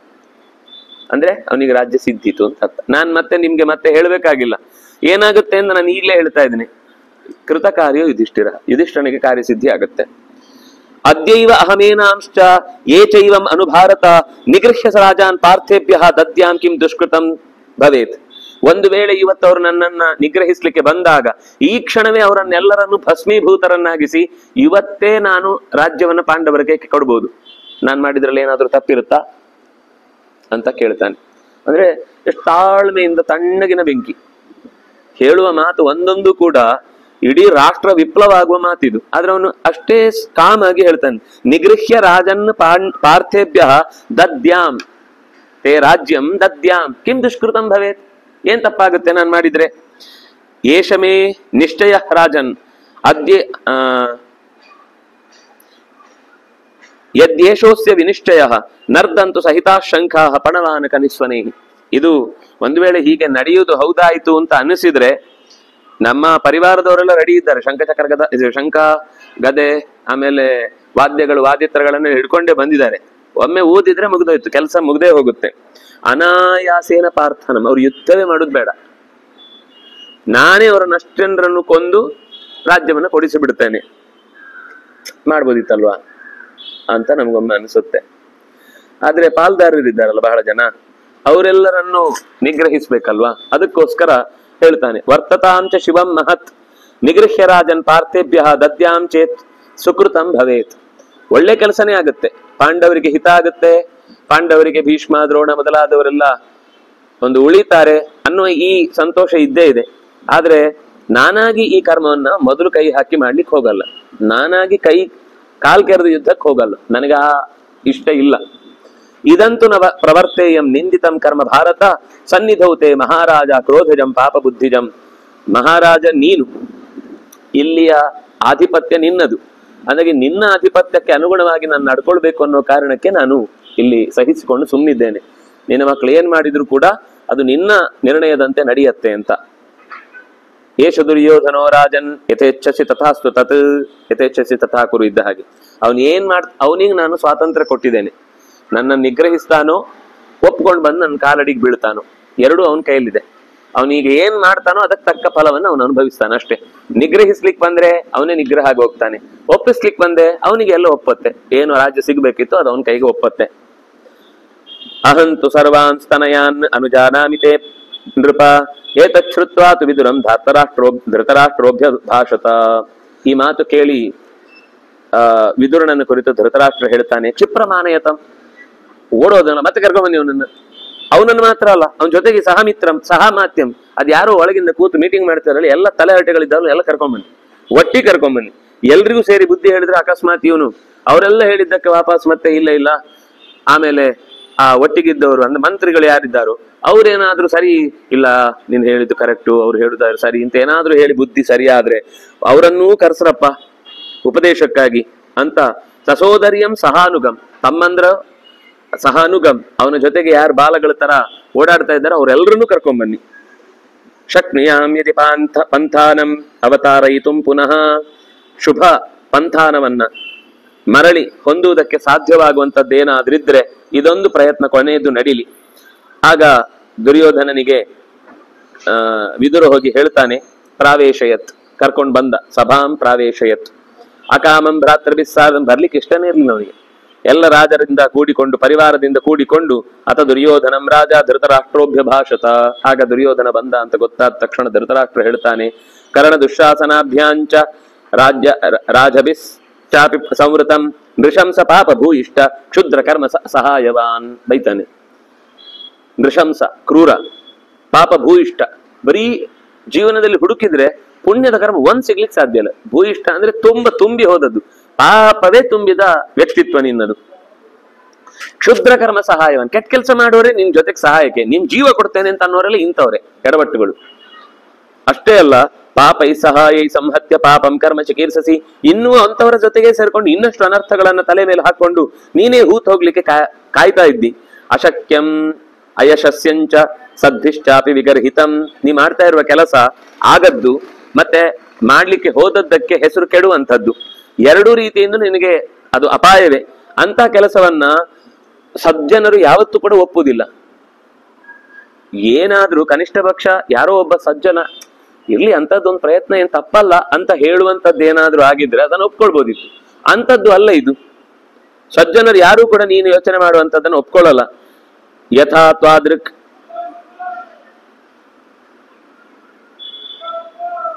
ತಾದೃಶಕೋ ಮೂಢ ವ್ಯವಸ್ಯೇತ್ ಕುಲಪಾಂಸನಃ, ನೀನ್ ಮಾಡುವ ಈ ಕೆಲಸದಿಂದ ಕುಲವೇ ನಾಶ ಆಗುತ್ತೆ.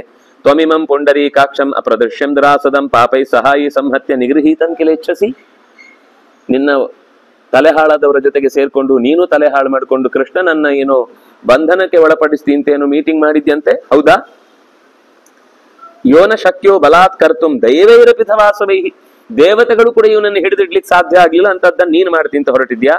ತ್ವಂತು ಪ್ರಾರ್ಥಯಸೆ ಮಂದ ಬಾಲಶ್ಚಂದ್ರಮಸಂ ಯಥಾ, ಹುಡುಗ ಚಂದ್ರ ಬೇಕು ಅಂತ ಕೇಳಿದ್ರೆ ಹೇಗೋ ಹಾಗಾಗಿದೆ ನಿನ್ ಪರಿಸ್ಥಿತಿ. ಕೊಡಿ ನಂಗೆ ಈಗ್ಲೇ ಬೇಕು ಚಂದ್ರ. ಅದು ಒಂದು ರಾಮನ ಕಥೆ ಏನೋ ಬರುತ್ತಲ್ಲ, ಕನ್ನಡಿ ಹಿಡಿದು ತೋರಿಸಿದ್ಲು ಮಗುವಿಗೆ ಚಂದ್ರ ಸಿಕ್ತು ಅಂತ. ನೀನು ಬಾಲಹ ಚಂದ್ರಮಸಂ ಯಥಾ ಪ್ರಾರ್ಥಯಸೆ ತಥಾ ಪ್ರಾರ್ಥಯಸೆ, ಈಗಲೇ ಕೈಗೆ ಚಂದ್ರ ಕೊಡಿ ಅಂತ ಕೇಳ್ದಂಗಿದೆ ನಿನ್ನ ಪರಿಸ್ಥಿತಿ. ದೇವೈಹಿ ಮನುಷ್ಯೈಹಿ ಗಂಧರ್ವೈಹಿ ಅಸುರೈಹಿ ಉರಗೈಶ್ಚಯ ನ ಸೋಢುಂ ಸಮರೇ ಶಕ್ಯ ತನ್ನ ಬುದ್ಧಸಿ ಕೇಶವಂ. ಕೇಶವ ಅಂದ್ರೆ ಏನ್ ಅನ್ಕೊಂಡಿದ್ದಿ? ದೇವತೆಗಳು, ಮನುಷ್ಯರು, ಗಂಧರ್ವರು, ಅಸುರರು, ಉರಗಗಳು ಅಂದ್ರೆ ನಾಗಲೋಕದ ಹಿರಿಯರು ಯಾರೂ ಕೂಡ ನಸೋಡುಂ ಸಮರೇ ಶಕ್ತ, ಯಾರೂ ಕೂಡ ಇವರು ಕೃಷ್ಣನನ್ನ ಸೋಲಿಸ್ಲಿಕ್ಕೆ ಸಮರ್ಥರಾಗ್ಲಿಲ್ಲ. ದುರ್ಗ್ರಾಹ್ಯ ಪಾಣಿನ ವಾಯು ವಾಯೋರಿವಸು ದುಷ್ಕರಂ ಅಂತ ಕೃಷ್ಣ ಮನಸ್ಸಿನ ಬಗ್ಗೆ ಹೇಳಿದ್ರೆ, ಇವನು ಕೃಷ್ಣನ ಬಗ್ಗೆ ಹೇಳ್ತಾನೆ. ಕೃಷ್ಣ ಮುಷ್ಟಿಯಲ್ಲಿ ಗಾಳಿ ಹಿಡಿದ ಹಾಗೆ ಅಂತ ಆಗುದಿಲ್ಲ. ನಸೋಡುಂ ಸಮರೇ ಶಕ್ಯ ದುರ್ಗ್ರಾಹ್ಯ ಪಾಣಿನ ವಾಯು ದುಸ್ಪರ್ಶ ಪಾಣಿನ ಶಶಿ. ಶಶಿ ಚಂದ್ರ ಕೈಯಿಂದ ಮುಟ್ಟಿ ಹೇಗಿದ್ದಾನೆ ನೋಡ್ಬಿಡೋಣ ಒಂದ್ಸರ್ತಿ, ಒಮ್ಮೆ ತಂದ್ಕೊಡಿ ಯಾವುದನ್ನ ಅಂತ ನೀವು ಏನು ಹಪ್ಪಳ ತಂದ್ಕೊಟ್ಟಾಗೆ ತಂದ್ಕೊಡಿ ಅಂತ ಕೇಳಿದ್ರೆ ಚಂದ್ರ ಬರುವುದಿಲ್ಲ. ದುರ್ಧರ ಪೃಥ್ವಿ ಮೂರ್ಧ್ನ, ಯಾರಾದ್ರೂ ಒಬ್ಬ ಮೂರ್ಖ ಈ ಸರ್ತಿ ನಾನೇ ಭೂಮಿಯನ್ನು ಎತ್ತಿ ತೋರಿಸ್ತೇನೆ, ನಾನು ವೇಟ್ ಲಿಫ್ಟಿಂಗ್ ಅಲ್ಲಿ ಸಿಕ್ಕಾಪಟ್ಟೆ ಗೋಲ್ಡ್ ಮೆಡ್ಲು, ಅಂದಾಗಿ ಈ ಸರ್ತಿ ಎಲ್ಲರಿಗಿಂತ ಜಾಸ್ತಿ ಎತ್ತುವಂತದ್ದು ಒಂದು ಸ್ಪರ್ಧೆ ಮಾಡಿ ಅದರಲ್ಲಿ ನಾನು ವಿಜೇತನಾಗಬೇಕು ಅಂತ ಭಾವಿಸಿ ಏನಾದ್ರೂ ಭೂಮಿಯನ್ನು ಎತ್ತಲಿಕ್ಕೆ ಹೋದ್ರ ಉಳಿಲಿಕ್ಕುಂಟ. ದುರ್ಗ್ರಾಹ್ಯ ಕೇಶವೋ ಬಲಾತ್, ಭೂಮಿಯನ್ನು ಎತ್ತುತ್ತೇನೆ ಅಂತ ಹೋಗುದು ಹೇಗೆ ಮೂರ್ಖತನವೋ, ಚಂದ್ರನನ್ನ ಮುಟ್ಟುತ್ತೇನೆ ಅಂತ ಹೇಗುವುದು ದಡ್ಡತನವೋ, ಗಾಳಿಯನ್ನೇ ಹಿಡಿತೇನೆ ಅಂತ ಅನ್ನೋದು ಹೇಗೆ ಎಡಬಿಡಂಗಿತನವೋ, ಹಾಗೆ ಕೇಶವನನ್ನ ಬಲಾತ್ ಅಂದ್ರೆ ಆಗುದಿಲ್ಲ ಅಂತ ಹೇಳಿಲ್ಲ, ಬಲಾತ್ ಆಗುದಿಲ್ಲ. ಪ್ರೀತಿಯಿಂದ ಗೆಲ್ಬಹುದು ಅವನನ್ನ, ಬಲದಿಂದ ಗೆಲ್ತೇನೆ ಅಂತ ಅನ್ನೋದು ಇಲ್ಲಿ ತನಕ ಯಾರಿಗೂ ಆಗದೇ ಇದ್ದ ಕೆಲಸ, ಅದ್ರಿಂದ ನೀನು ಕೂಡ ಮಾಡ್ಲಿಕ್ಕೆ ಹೋಗ್ಬೇಡ ಅಂತ ಹೀಗೆ ಧೃತರಾಷ್ಟ್ರ ಹೇಳ್ಬೇಕಾದ್ರೆ ವಿದುರನು ಮತ್ತೆ ಬಾಯಿ ಜೋಡಿಸ್ತಾನೆ. ದುರ್ಯೋಧನ ನಿಬೋಧ, ದಯವಿಟ್ಟು ದೊಡ್ಡವರು ಹೇಳುದನ್ನ ಪ್ರಾಮಾಣಿಕವಾಗಿ ಅವರ ಉದ್ದೇಶ ಏನು ಅಂತ ಅರ್ಥ ಮಾಡ್ಕೊಂಡು, ನಿನ್ ಮೇಲೆ ಕೋಪ ಮಾಡ್ಕೊಂಡಿದ್ದಾರೆ, ಬರೀ ನಿನ್ ದೋಷ ಹೇಳ್ತಾರೆ, ಬರೀ ನಿನ್ನನ್ನೇ ಖಂಡನೆ ಮಾಡ್ತಾರೆ, ನಿನ್ನನ್ನೇ ನಿಗ್ರಹಿಸುವ ಮಾತಾಡ್ತಾರೆ ಅಂತ ಅನ್ಕೊಳ್ಬೇಡ. ಸಾಂಪ್ರತಂ ಸ್ವಲ್ಪ ಸಮಾಧಾನವಾಗಿ ನಾನು ಈಗ ಹೇಳ್ತಾ ಇರೋ ಮಾತಿನ ಕಡೆ ಗಮನ ಕೊಡು. ಸೌಭದ್ವಾರೇ ವಾನರೇಂದ್ರೇ ದ್ವಿವಿಧೋ ನಾಮನಾಮತಃ ಶಿಲಾವರ್ಷೇಣ ಮಹತಾ ಛಾದಯಾಮಾಸ ಕೇಶವಂ. ಇನ್ನೊಂದು ಕತೆ. ದ್ವಿವಿಧ ಅಂತ ಒಬ್ಬ ರಾಕ್ಷಸ ಕೃಷ್ಣನ ಮೇಲೆ, ಸೌಭ ಅನ್ನುವ ಊರಿನ ದ್ವಾರದಲ್ಲಿ ಕೃಷ್ಣ ಹೋಗ್ತಾ ಇರ್ಬೇಕಾದ್ರೆ ಇದ್ದಕ್ಕಿದ್ದಂತೆ ಒಂದೇ ಸರ್ತಿಗೆ ಕಲ್ಲೆಸೂರಾಗ್ಲೂ ಇದ್ರು, ಕೃಷ್ಣನ ಮೇಲೆ ಸಿಕ್ಕಾಪಟ್ಟೆ ಶಿಲಾವರ್ಷಂ ಕಲ್ಲಿನ ಮಳೆಯನ್ನು ಸುರಿಸಿ ಕೃಷ್ಣನನ್ನು ಮುಚ್ಚಿಬಿಟ್ಟ ಅಂತೆ. ಶಿಲಾವರ್ಷೇಣ ಮಹತಾ ಛಾದಯಾಮಾಸ, ಇಡೀ ಕೃಷ್ಣನನ್ನ ಕಲ್ಲಿನ ರಾಶಿಯಿಂದ ಮುಚ್ಚಿಟ್ಬಿಟ್ಟ ಅಂತೆ. ಆದ್ರೆ ಕೃಷ್ಣ ಮರುಕ್ಷಣದಲ್ಲಿ ಅಲ್ಲಿಂದ ಹೊರಕ್ಕೆ ಬಂದು ಅವನನ್ನೇ ಕೊಂದ, ದೇವಿದನನ್ನ ನಾಶ ಮಾಡಿದ. ಹಾಗಾಗಿ ಗೃಹೀತಿ ಕಾಮೋ ವಿಕ್ರಮ್ಯ ಸರ್ವಯತ್ನೇನ ಮಾಧವಂ ಗ್ರಹೀತು ನಾಶಕಚ್ಚೈನಂ ಸತ್ವಂ ಪ್ರಾರ್ಥಯಸೇ ಬಲಾತ್. ಅಂಥವನನ್ನ ನೀನು ಕಟ್ಟಿ ಹಾಕ್ತಿ ಅಂತ ಅನ್ಕೊಂಡಿದ್ಯಾ? ಪ್ರಾಜ್ಯೋತಿಷಗತಂ ಶೌರಿಂ ನರಕಸ್ಸಹ ದಾನವೈಹಿ ಗ್ರಹೀತು ನಾಶಕತ್ ತತ್ರ ನತ್ವಂ ಪ್ರಾರ್ಥಯಸೆ ತ್ವಂ ಪ್ರಾರ್ಥಯಸೆ ಬಲಾತ್. ನರಕಾಸುರ ಮುರ ಮೊದಲಾದ ಅವನ ಅತ್ಯಂತ ಮಾಯಾವಿಗಳಾದಂತಹ ಅವರ ಮಕ್ಕಳೂ ಹೌದು ಮಂತ್ರಿಗಳೂ ಹೌದು ಆಗಿದ್ದಂಥವರ ಬಲೆಗಳಿಗೆ ಕೃಷ್ಣನನ್ನ ಕಟ್ಟಿ ಹಾಕಬೇಕು ಅಂತ ದೊಡ್ಡ ಪ್ರಯತ್ನ ನಡೆಯಿತು. ಆ ಬಲೆಗಳಿಂದ ಕಟ್ಟಿ ಹಾಕಿದ್ರು ಕೂಡ, ಆದ್ರೆ ಅದನ್ನ ಹಿಡಿದಿರ್ಲಿಕ್ಕೆ ಆಗಲಿಲ್ಲ. ಕೃಷ್ಣ ಅದನ್ನೆಲ್ಲ ಕತ್ತರಿಸಿಕೊಂಡು ಬಂದ. ಗ್ರಹೀತು ನಾಶಕತ್ತತ್ರ, ನರಕ ತನ್ನವರ ಜೊತೆಗೆ ಎಲ್ಲರ ಜೊತೆಗೆ ಸೇರಿ ಅಲ್ಲಿ ತನಕ ಯಾವುದೇ ದೇವತೆಗಳು ಕೂಡ ಆ ನರಕನ ಅರಮನೆಯೊಳಗೆ ಪ್ರವೇಶ ಮಾಡಿರ್ಲಿಲ್ಲ. ದೇವದುರ್ಗಮ ಅಂತ ಹೆಸರದಿಕ್ಕೆ. ಅಂತ ಜಾಗಕ್ಕೆ ಕೃಷ್ಣ ಸತ್ಯಭಾಮಿಯನ್ನು ಕರ್ಕೊಂಡು ಒಳಗೆ ಹೋಗಿದ್ದಾನೆ. ಕಟ್ಟಾಕಿದ್ದಾರೆ ಮೊದಲು. ಯಾಕಂದ್ರೆ ಏನಾಗ್ತಿದೆ ಅಂತ ಅವ್ರಿಗೆ ಒಂದ್ಸರ್ತಿ ನಾವು ಉಪಯೋಗಿಸಿದ್ದು ಚೆನ್ನಾಗಿ ವರ್ಕ್ ಆಗ್ತಾ ಇದೆ ಅಂತ ಧೈರ್ಯ ಬರ್ಬೇಕಲ್ಲ, ಅದಕ್ಕೋಸ್ಕರ ಎಲ್ಲ ಉಪಯೋಗಿಸ್ಕೊಂಡ. ಯಾಕಂದ್ರೆ ಎಷ್ಟಿದೆಯೋ ಅಷ್ಟು ಉಪಯೋಗಿಸ್ಬಿಟ್ರೆ ಒಂದ್ಸರ್ತಿ ಎಲ್ಲ ಡ್ರೋನ್ ಹಾರಿಸ್ಬಿಟ್ರೆ ಡ್ರೋನ್ ಅಂತೂ ಖಾಲಿ ಆಗುತ್ತಾ, ನೆಕ್ಸ್ಟ್ ಸರ್ತಿ ಅಟ್ಯಾಕ್ ಮಾಡ್ಲಿಕ್ಕೆ ಏನು ಇರಲ್ವಾ. ಹಾಗೆ ಅಷ್ಟೂ ಬಲೆಗಳನ್ನ ತಾನು ಮೈ ಮೇಲೆ ಪೇರಿಸಿಕೊಂಡು ಆಮೇಲೆ ಎಲ್ಲವನ್ನು ಕತ್ತರಿಸಿ ತೆಗೆದ. ಅಂಥ ಕೃಷ್ಣನನ್ನ ನೀನು ಬಲದಿಂದ ಹಿಡಿತೇನೆ ಅಂತ ಅನ್ಕೊಂಡಿದ್ಯಾ? ಅನೇಕ ಯುಗ ವರ್ಷಾಯು ನಿಗೃಹ್ಯ ನರಕಂ ಮೃಧೇ ನೀತ್ವಾ ಕನ್ಯಾ ಸಹಸ್ರಾಣಿ ಉಪಯೇಮೇ ಯಥಾ ವಿಧಿ. ಆಮೇಲೆ ಆ ನರಕನನ್ನೇ ಕೊಂದು ಅವನನ್ನೇ ನಿಹತ್ಯ. ಸಣ್ಣ ವಯಸ್ಸಲ್ಲ ಅವನು, ಅನೇಕ ಯುಗ ವರ್ಷಾಯು. ಅವನು ಈಗ ನಿನ್ನೆ ಮೊನ್ನೆ ಕೃಷ್ಣ ಹುಟ್ಟಿದಾಗ ಹುಟ್ಟಿದವನಲ್ಲ ಅವನು. ಅವನ ಕತೆ ಇದಕ್ಕಿಂತ ಹಿಂದೆ ಬಲಿಯ ಕಾಲದಲ್ಲೂ ಬರುತ್ತೆ. ಅಲ್ಲೂ ಅವನು ಬಲಿಯ ಜೊತೆಗೆ ಸೇರಿಕೊಂಡು ಯುದ್ಧ ಮಾಡಿದ ಅಂತ ಮಾತು ಬರುತ್ತೆ. ವರಾಹಾವತಾರದ ಸಂದರ್ಭದಲ್ಲಿ ಹುಟ್ಟಿದವನು ಅವನು. ಆ ಕಾಲದಿಂದ ಇನ್ನೂ ಇದ್ದಾನೆ. ಇದೆಲ್ಲ ಏನು ಅಂದ್ರೆ ಕೆಲವೆಲ್ಲ ನಮ್ಮ ಇವತ್ತಿನ ದೇಹದ ಮಾನವದೊಂದಿಗೆ ಹೋಲಿಸಿ ಅರ್ಥ ಮಾಡ್ಕೊಳ್ಳಿಕ್ಕಾಗುವಂಥದ್ದಲ್ಲ. ಅವರು ಅದಕ್ಕೆ ಸ್ಪಷ್ಟ ಹೇಳಿದ ಅನೇಕ ಯುಗ ವರ್ಷ ಆಯು, ಒಂದೆರಡಲ್ಲ, ಅನೇಕ ಯುಗ. ಹಿಂದಿನ ಯಾವುದೋ ಚತುರ್ಯುಗದ ಕಾಲದಲ್ಲಿ ಹುಟ್ಟಿದ್ದವನು, ಈಗ ಕೃಷ್ಣನ ಕೈಯಲ್ಲಿ ಸತ್ತಿದ್ದಾನೆ. ಅವನು ಭೂಮಿಯ ಮಗ, ವರಾಹನ ಇದರಲ್ಲಿ ಭೂಮಿಗೆ ಮಗನಾಗಿ ಹುಟ್ಟಿದವ. ಅವನನ್ನು ಕೃಷ್ಣ ಸ್ವತಃ ಕೊಂದಿದ್ದಾನೆ. ಜೊತೆಗೆ ಕನ್ಯಾ ಸಹಸ್ರಾಣಿ 16,100 ಹೆಣ್ಣು ಮಕ್ಕಳನ್ನ ಉಪಯೇಮೆ ವಿವಾಹವಾದ ಯಥಾವಿಧಿ. ಆಗ ನೋಡಿ ಯಾರು ಆಗ ವಿರೋಧ ವ್ಯಕ್ತ ಮಾಡಿಸ್ಲೇ ಇಲ್ಲ. ಕೃಷ್ಣ ಮದುವೆ ಆಗಿದ್ದ ತಪ್ಪು, ಕೃಷ್ಣನಿಗೆ ಇದು ಕಾನೂನಿನ ಪ್ರಕಾರ ಅನ್ಯಾಯ ಅಂತ ಯಾರು ಆಗ್ಲಿಲ್ಲ. ಇದು ಸಭೆಯಲ್ಲಿ ಹೇಳಿದ ಮಾತು. ಮತ್ತೆ ಅದು ಕೂಡ ಎಲ್ಲರ ಮುಂದೆ ನಡೆದದ್ದು, ಗುಟ್ಟು ಗುಟ್ಟಾಗಿ ಎಲ್ಲೋ ಠಾಣೆಯಲ್ಲಿ ನಡೆದ ಕಥೆ ಅಲ್ಲ ಇದು. ಎಲ್ಲರ ಮುಂದೆ ಸಮ್ಮುಖದಲ್ಲಿ ಆಯಾ ತಂದೆ ತಾಯಿಗಳನ್ನ ಕರೆದು, ಆಯಾ ತಂದೆ ತಾಯಿಗಳ ಜೊತೆಗೆ ಆ ಬಂಧುಗಳನ್ನೆಲ್ಲ ಎದುರಿಗೆ ಇಟ್ಟು ಅಗ್ನಿಸಾಕ್ಷಿಕವಾಗಿ ಸಮಾಜದ ಮುಂದೆ ನಿಂತು ಮದುವೆ ಆದ ಕತೆ. ಇಡೀ ದೇಶವೇ ಆಗ ಒಪ್ಪಿಕೊಂಡಿದ್ದು. ಕೃಷ್ಣ ಇರುವಾಗಿ ಶಿಶುಪಾಲನಂತ ಒಂದು ಬುದ್ಧಿಜೀವಿಗಳ ಪಂಗಡ ಬಿಟ್ರೆ ಮತ್ತೆ ಎಲ್ಲರೂ ಕೂಡ ಕೃಷ್ಣನ ಈ ವಿವಾಹದ ಬಗ್ಗೆ ಅಸಿಂಧು ಅಂತ ಯಾರು ಮಾತಾಡ್ಲಿಲ್ಲ. ಕಾನೂನುಬದ್ಧವಾಗಿಯೇ ಯಥಾವಿಧಿ ವಿವಾಹವಾಗಿದ್ದಾನೆ.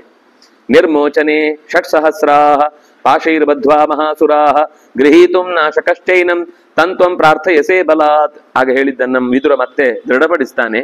ಅಂದ್ರೆ ಇದ್ಯಾವುದೋ ಧೃತರಾಷ್ಟ್ರನಿಗೆ ಕನಸು ಬಿದ್ದಿದ್ದನ್ನ ಹೇಳಿದ್ದ ಅಲ್ಲ, ವಿದುರನಿಗೂ ಗೊತ್ತಿತ್ತು. ಅವನು ಹೇಳ್ತಾನೆ, ನಿರ್ಮೋಚನ ಅನ್ನುವ ಜಾಗದಲ್ಲಿ 6,000 6,000 ವೀರರಾದ ಬಲಿಷ್ಠರಾದ ಮಹಾಸುರರು ಪಾಶೈಹಿ ಬದ್ಧ್ವ, ಕೃಷ್ಣನನ್ನ ಹಗ್ಗಗಳಿಂದ ಕಟ್ಟಿ ಹಾಕಿ ಹಿಡ್ಕೊಂಡು ಹೋಗ್ತೇವೆ, ಕೊಂದು ಬಿಡ್ತೇವೆ ಅಂತ ಪ್ರಯತ್ನ ಮಾಡಿದ್ರು. ನಾಶಕತ್ ಆಗ್ಲಿಲ್ಲ ಅವ್ರ ಕೈಯಲ್ಲಿ.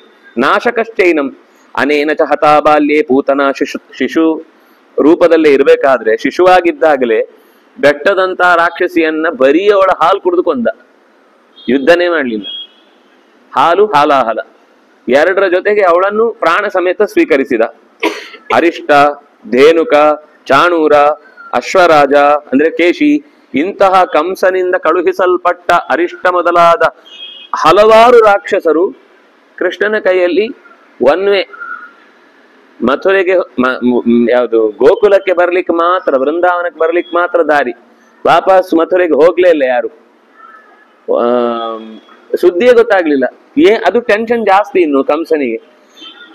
ಯಾರೋ ಬಂದು ಅವನು ಇಂಥ ಜಾಗದಲ್ಲಿದ್ದಾನೆ, ಹೀಗಿದ್ದಾನೆ, ಅವನು ಹಾಗೆ ಮಾಡ್ತಾನೆ, ಏನಾದ್ರೂ ಒಂದು ಹೇಳಿದ್ರೆ ಕನಿಷ್ಠ ಪಕ್ಷ ಅವನು ಪೆಡ್ದಿಂದ ಬಂದ ಅಂದ್ರು ಮುಂದೇನ್ ಇದಕ್ಕೆ ಸ್ವಲ್ಪ ಹೆಚ್ಚಿನ ಪ್ರಯತ್ನ ಏನ್ ಮಾಡ್ಬೋದು ಗೊತ್ತಾಗುತ್ತಲ್ಲ. ಯಾರನ್ನು ಉಳಿಸ್ಲಿಲ್ಲ. ಕಂಸನನ್ನೂ ಕೂಡ ಕೊನೆಗೆ ಕೊಂದ. ಅಷ್ಟೇ ಅಲ್ಲ, ಜರಾಸಂಧಶ್ಚ ದಂತವಕ್ರಶ್ಚ ಶಿಶುಪಾಲಶ್ಚ ವೀರ್ಯವಾನ್ ಬಾಣಶ್ಚ ನಿಹತ ಸಂಖ್ಯೆ ರಾಜಾನಶ್ಚ ನಿಸೂದಿತಾ. ಬಾಣನ 1000 ತೋಳುಗಳು ಕತ್ತರಿಸಿ ಅವನೂ ಕೂಡ ನಿಶ್ಚೇಷ್ಟಿತನಾದ. ಜರಾಸಂಧನನ್ನ ಭೀಮನ ಕೈಯಲ್ಲಿ ಕೊಲ್ಲಿಸಿ ರಾಜ್ಯವನ್ನೇ ಬಿಡುಗಡೆಗೊಳಿಸಿದ. 22,800 ರಾಜಕುಮಾರರನ್ನ ಮರಳಿ ಅರಮನೆಗೆ ಕಳುಹಿಸುವ ಮೂಲಕ ಆ ದೇಶಗಳಿಗೆಲ್ಲ ಸ್ವಾತಂತ್ರ್ಯ ಬಂತು. ದಂತವಕ್ರ, ಏಕಲವ್ಯ, ಶಿಶುಪಾಲ ಇವರೆಲ್ಲರೂ ಕೃಷ್ಣನ ಕೈಯಲ್ಲೇ ಸತ್ತಿದ್ದಾರೆ. ವರುಣೋ ನಿರ್ಜಿತೋ ರಾಜ ಪಾವಕಶ್ಚಾಮಿ ತೌಜಸ ಪಾರಿಜಾತಂಚ ಹರತ ಜಿತ ಸಾಕ್ಷಾತ್ ಶಚೀಪತಿ. ವರುಣನ ಪಾಶದಲ್ಲಿ ಒಂದು ಸರ್ತಿ ನಂದಗೋಪ ಸಿಕ್ಕಾಕೊಂಡಾಗ ವರುಣನ ಲೋಕಕ್ಕೆ ಹೋಗಿ ವರುಣನನ್ನ ತಂದೆಯ ಅಲ್ಲಿ ವರುಣನ ಲೋಕದಲ್ಲಿದ್ರು. ಒಂದ್ಸರ್ತಿ ಯಮನ ಹತ್ತಿರ ಹೋಗಿದ್ದ, ನದಿಯಲ್ಲಿ ಸ್ನಾನ ಮಾಡುವಾಗ ವರುಣ ಪಾಶ ಕೊಂಡೋಗಿತ್ತು. ಇನ್ನೊಂದ್ಸರ್ತಿ ಕಾಡಲ್ಲಿ ಹೋಗುವಾಗ ಒಂದು ಹಾವು ಹೆಬ್ಬಾವು ಅವನನ್ನು ನುಂಗು ಬಿಟ್ಟಿತ್ತು. ಆಗ ಒಂದ್ಸರ್ತಿ ಯಮನ ಲೋಕಕ್ಕೆ ಹೋಗಿ ಅವನನ್ನು ಕರೆ ತಂದ, ಇನ್ನೊಂದ್ಸರ್ತಿ ನೇರವಾಗಿ ವರುಣನ ಲೋಕಕ್ಕೆ ಹೋಗಿ ಅವನನ್ನ ಕರೆ ತಂದ. ಹೀಗೆ ವರುಣನನ್ನು ಕೂಡ ಈತ ಸೋಲಿಸಿದವ, ಬೆಂಕಿಯನ್ನು ಕೂಡ ಕಾಂಡವ ಪ್ರಸ್ತದ ಸಂದರ್ಭದಲ್ಲಿ ಅದನ್ನೂ ಕೂಡ ನಿಗ್ರಹಿಸಿದವ. ಹೀಗೆ ಪಾರಿಜಾತವನ್ನ ತಂದು ದೇವತೆಗಳನ್ನೇ ಸೋಲಿಸಿದವ. ಕೊನೆಗೆ ಏನ್ ಹೇಳ್ಬೇಕು ನಿಂಗೆ? ಏ ಕಾರಣವೇಚ ಸ್ವಪತ ನಿಹತೋ ಮಧುಕೈಟಭವು. ಆಲಾದೆಲೆಯ ಮೇಲೆಗೆ ಹೆಬ್ಬೆರಳನ್ನ ಬಾಯಿಗಿಟ್ಕೊಂಡು ಕಾಲಿನ ತೋರ್ಬೆರಳನ್ನ ಬಾಯಿಗಿಟ್ಕೊಂಡು ಕೂತಿದ್ದ ಸಂದರ್ಭದಲ್ಲಿ ಮಧುಕೈಟಭರು ಅನ್ನುವ ರಾಕ್ಷಸರು ಬಂದಾಗ ಅವರ ಜೊತೆಗೆ ಯುದ್ಧ ಮಾಡಿ ಅವರನ್ನೂ ಕೂಡ ನಿಗ್ರಹ ಮಾಡಿ ಮಧುಕೈಟಭ ನಾಶನ ಅನ್ನುವ ಮಧುವೈರಿ ಕೈಟಭಾರಿ ಅನ್ನುವ ಹೆಸರಿನಿಂದ ಲೋಕದಲ್ಲಿ ಪ್ರಸಿದ್ಧನಾದವ ಇದೇ ಕೃಷ್ಣ ಹೊರತು ಇನ್ಯಾರೋ ಅಲ್ಲಿ ಅಲ್ಲ ಅನ್ನುವ ಸಂಗತಿಯನ್ನ ವಿದುರ ಹೇಳ್ತಾನೆ. ಜನ್ಮಾಂತರಂ ಉಪಾಗಮ್ಯ ಹಯಗ್ರೀವಸ್ತಥಾ ಹತಃ ಅಯಂ ಕರ್ತಾ ಚಕ್ರಿಯತೆ ಕಾರಣಂ ಚಾಪಿ ಪೌರುಷೇ. ಅಂದ್ರೆ ಭಾರತದ ಕಥೆಗಳಲ್ಲಿ ನಾವು ಒಂದು ಕಡೆ ಒಂದು ಕತೆ ಸಿಕ್ತು ಅಂದ್ರೆ ಅಲ್ಲಿಗೆ ಮುಗಿಯುವುದಿಲ್ಲ. ಅದರ ಹಲವು ಮುಖಗಳ ಕಥೆಗಳು ಬೇರೆ ಬೇರೆ ಕಡೆ ಚೂರ್ ಸಿಗುತ್ತೆ. ಇಲ್ಲೊಂದು 2-3 ಕತೆ ಎಕ್ಸ್ಟ್ರಾ ಸಿಕ್ತು. ಒಂದು ದ್ವಿವಿಧನ ಕಥೆ, ನಿರ್ಮೋಚನದಲ್ಲಿ ನಡೆದ ರಾಕ್ಷಸರ ಕಥೆ, ಇನ್ನೊಬ್ಬ ದ್ಯುಮತ್ಸೇನನ ಕಥೆ. ಹೀಗೆ ಈ ಕೃಷ್ಣನಿಗೆ ಸಂಬಂಧಪಟ್ಟ ಕಥೆಗಳು ಎಲ್ಲೆಲ್ಲಿ ಯಾರ್ಯಾರು ಮಾತಾಡ್ತಾರೋ ಅವ್ರವ್ರಿಗೆ ಗೊತ್ತಿರುವ ಮಾಹಿತಿಗಳ ಮೂಲದಿಂದ ಇನ್ನಷ್ಟು ಬೇರೆ ಬೇರೆ ಮುಖಗಳು ಗೊತ್ತಾಗ್ತಾ ಹೋಗುತ್ತೆ. ಅಯಂ ಕರ್ತ, ಇವನೇ ಎಲ್ಲವನ್ನ ಮಾಡುದು. ಆದ್ರೆ ನ ಕ್ರಿಯತೆ, ನಿಮ್ಗೆ ಕಾಣುವಾಗ ಏನು ಮಾಡಲ್ಲ, ಎಲ್ಲ ಮಾಡುದು ಇವನೇ, ಆದ್ರೆ ನಿಮ್ಗೇನು ಕಾಣಲ್ಲ. ಯಾಕಂದ್ರೆ ನೀವೇ ಮಾಡ್ತಾ ಇದ್ದೀರಿ ಅಂತ ನಿಮ್ಮೊಳಗೆ ನಿಂತು ಮಾಡಿಸ್ತಿರ್ತಾನೆ. ನಾವ್ ಅನ್ಕೊಂಡಿದ್ ನಾವು ಮಾಡಿದ್ವಿ ಅಂತ, ನಾವ್ ಅನ್ಕೊಂಡಿದ್ ದೇವ್ರು ಮಾಡ್ಲಿಲ್ಲ ಅಂತ, ಕಾಣುದು ದೇವ್ರು ಮಾಡ್ಲಿಲ್ಲ ಅಂತ, ಆದ್ರೆ ಮಾಡಿದ್ದವನೇ ಅಂತ ನಮ್ಗೆ ಗೊತ್ತೇ ಆಗಲ್ಲ ಕೊನೆವರೆಗೂ.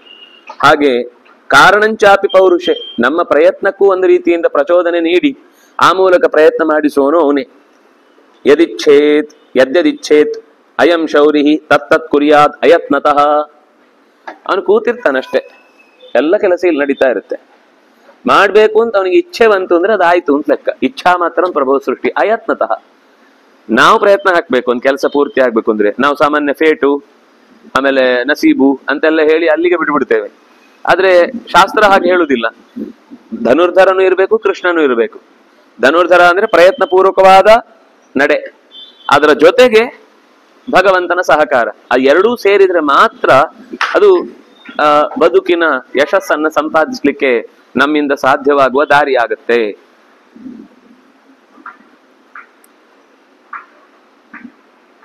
ತನ್ನ ಬುದ್ಧ್ಯಸಿ ಗೋವಿಂದಂ ಘೋರ ವಿಕ್ರಮಮಚ್ಯುತಂ ಆಶೀ ವಿಷಮಿಮ ಕ್ರುದ್ಧಂ ತೇಜೋರಾಶಿಮ ನಿಂದಿತಂ. ಸಿಟ್ಟುಗೊಂಡ ಸರ್ಪದ ಹಾಗೆ ಕಾಣಿಸ್ತಾ ಇಲ್ಲ ಅಷ್ಟೇ ನಿಂಗೆ ಸರ್ಪ. ಕೃಷ್ಣನನ್ನ ಕೆಣಕಿದ್ರೆ ಸುಟ್ಟೋಗುದು ನೀನೆ.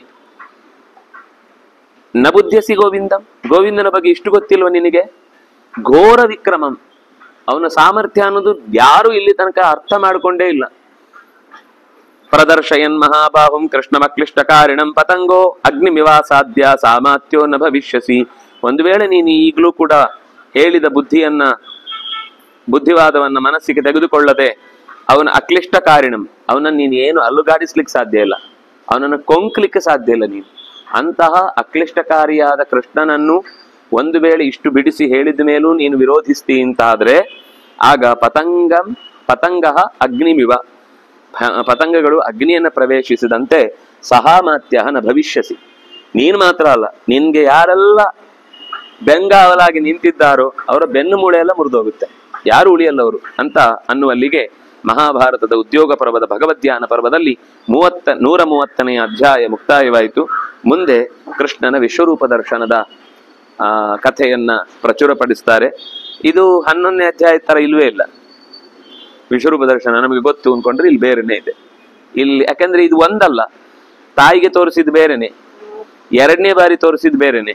ಒಂದ್ಸರ್ತಿ ಆಕಳಿಸಿದಾಗ, ಇನ್ನೊಂದ್ ಸರ್ತಿ ಮಣ್ ತಿಂದಾಗ, ಹಿಂದೆ ಭೀಷ್ಮಕನಿಗೆ ತೋರಿದ್ದ, ಅದಾದ್ಮೇಲೆ ಈಗ ಧೃತರಾಷ್ಟ್ರನಿಗೆ ತೋರಿಸುದು ಇದನ್ನ, ಅದಾದ್ಮೇಲೆ ಯುದ್ಧದ ಕೊನೆಯಲ್ಲಿ ಉದಂಕನಿಗೆ ಬರ್ತಾನೆ, ಅಂದ್ರೆ ಅರ್ಜುನನಿಗೆ ಒಂದು ತೋರಿಸ್ತಾನೆ, ಉದಂಕನಿಗೆ ತೋರಿಸ್ತಾನೆ. ಪ್ರತಿಯೊಂದು ಬಾರಿಯೂ ವಿಶ್ವರೂಪದ ವರ್ಣನೆ ಇದ್ರೆ ಒಂದಕ್ಕೊಂದು ಹೋಲಿಕೆ ಇಲ್ಲ. ಅಲ್ಲಿ ಬೇರೆನೆ, ಅಂದ್ರೆ ಜಗತ್ತಿನಲ್ಲಿ ಎಲ್ಲವೂ ಇದ್ರೊಳಗಿದೆ ಅಂತ ಹೇಳ್ತಾರೆ, ಆದ್ರೆ ಆ ವರ್ಣನೆ ಅಲ್ಲಿ ಇದ್ದ ವಿಷಯಗಳು ಬಿಟ್ಟು ಇನ್ನು ಎಕ್ಸ್ಟ್ರಾ ವಿಷಯ ಸಿಗುತ್ತೆ. ಎಲ್ಲ ಸೇರಿಸಿ ಒಂದ್ಸರ್ತಿ ವಿಶ್ವರೂಪ ಚಿತ್ರ ಮಾಡ್ಬೇಕು ಯಾರಾದ್ರೂ ಕೂತ್ಕೊಂಡು. ಅದಕ್ಕೆ ಈ ಬೋರ್ಡ್ ಸಾಕಾಗುದಿಲ್ಲ, ಈ ಗೋಡೆನೂ ಸಾಕಾಗ್ಲಿಕ್ಕಿಲ್ಲ.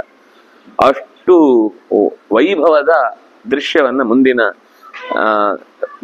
ವ್ಯಾಸರ ಮಾತುಗಳಲ್ಲಿ ನಮಗೆ ಕಾಣ್ಲಿಕ್ಕಿದೆ. ನಾಳೆ ಮತ್ತೆ ಜೊತೆ ಸೇರಿದಾಗ ಅದನ್ನು ಅನುಸಂಧಾನ ಮಾಡೋಣ ಅಂತ ಹೇಳ್ತಾ, ಕಾಯೇನ ವಾಚ ಮನಸೇಂದ್ರಿಯೈರ್ವಾ ಬುದ್ಧ್ಯಾತ್ಮನಾ ವಾ ಅನುಸೃತ ಸ್ವಭಾವ ಕರೋಮಿ ಯದ್ಯತ್ ಸಕಲಂ ಪರಸ್ಮೈ ನಾರಾಯಣಾಯೇತಿ ಸಮರ್ಪಯಾಮಿ. ತಪಸ್ವಿನೋ ದಾನಪರಾಯುಷಸ್ವಿನೋ ಮನಸ್ವಿನೋ ಮಂತ್ರವಿದಸ್ಸು ಮಂಗಲಾಃ ಕ್ಷೇಮಂ ನ ವಿಂದಂತಿ ವಿನಾಯ ದರ್ಪಣಂ ತಸ್ಮೈ ಸುಭದ್ರಶ್ರವಸೇ ನಮೋ ನಮಃ. ನಾಳೆ ಮತ್ತೆ 2 ಗಂಟೆಗೆ ಸರಿಯಾಗಿ ಇದೇ ಉದ್ಯೋಗ ಪರ್ವದ ಮುಂದಿನ ಭಾಗವನ್ನ ನೋಡೋಣ. ಶ್ರೀ ಹರಿಪ್ರಿಯತಾಂ ಕೃಷ್ಣಾರ್ಪಣಮಸ್ತು.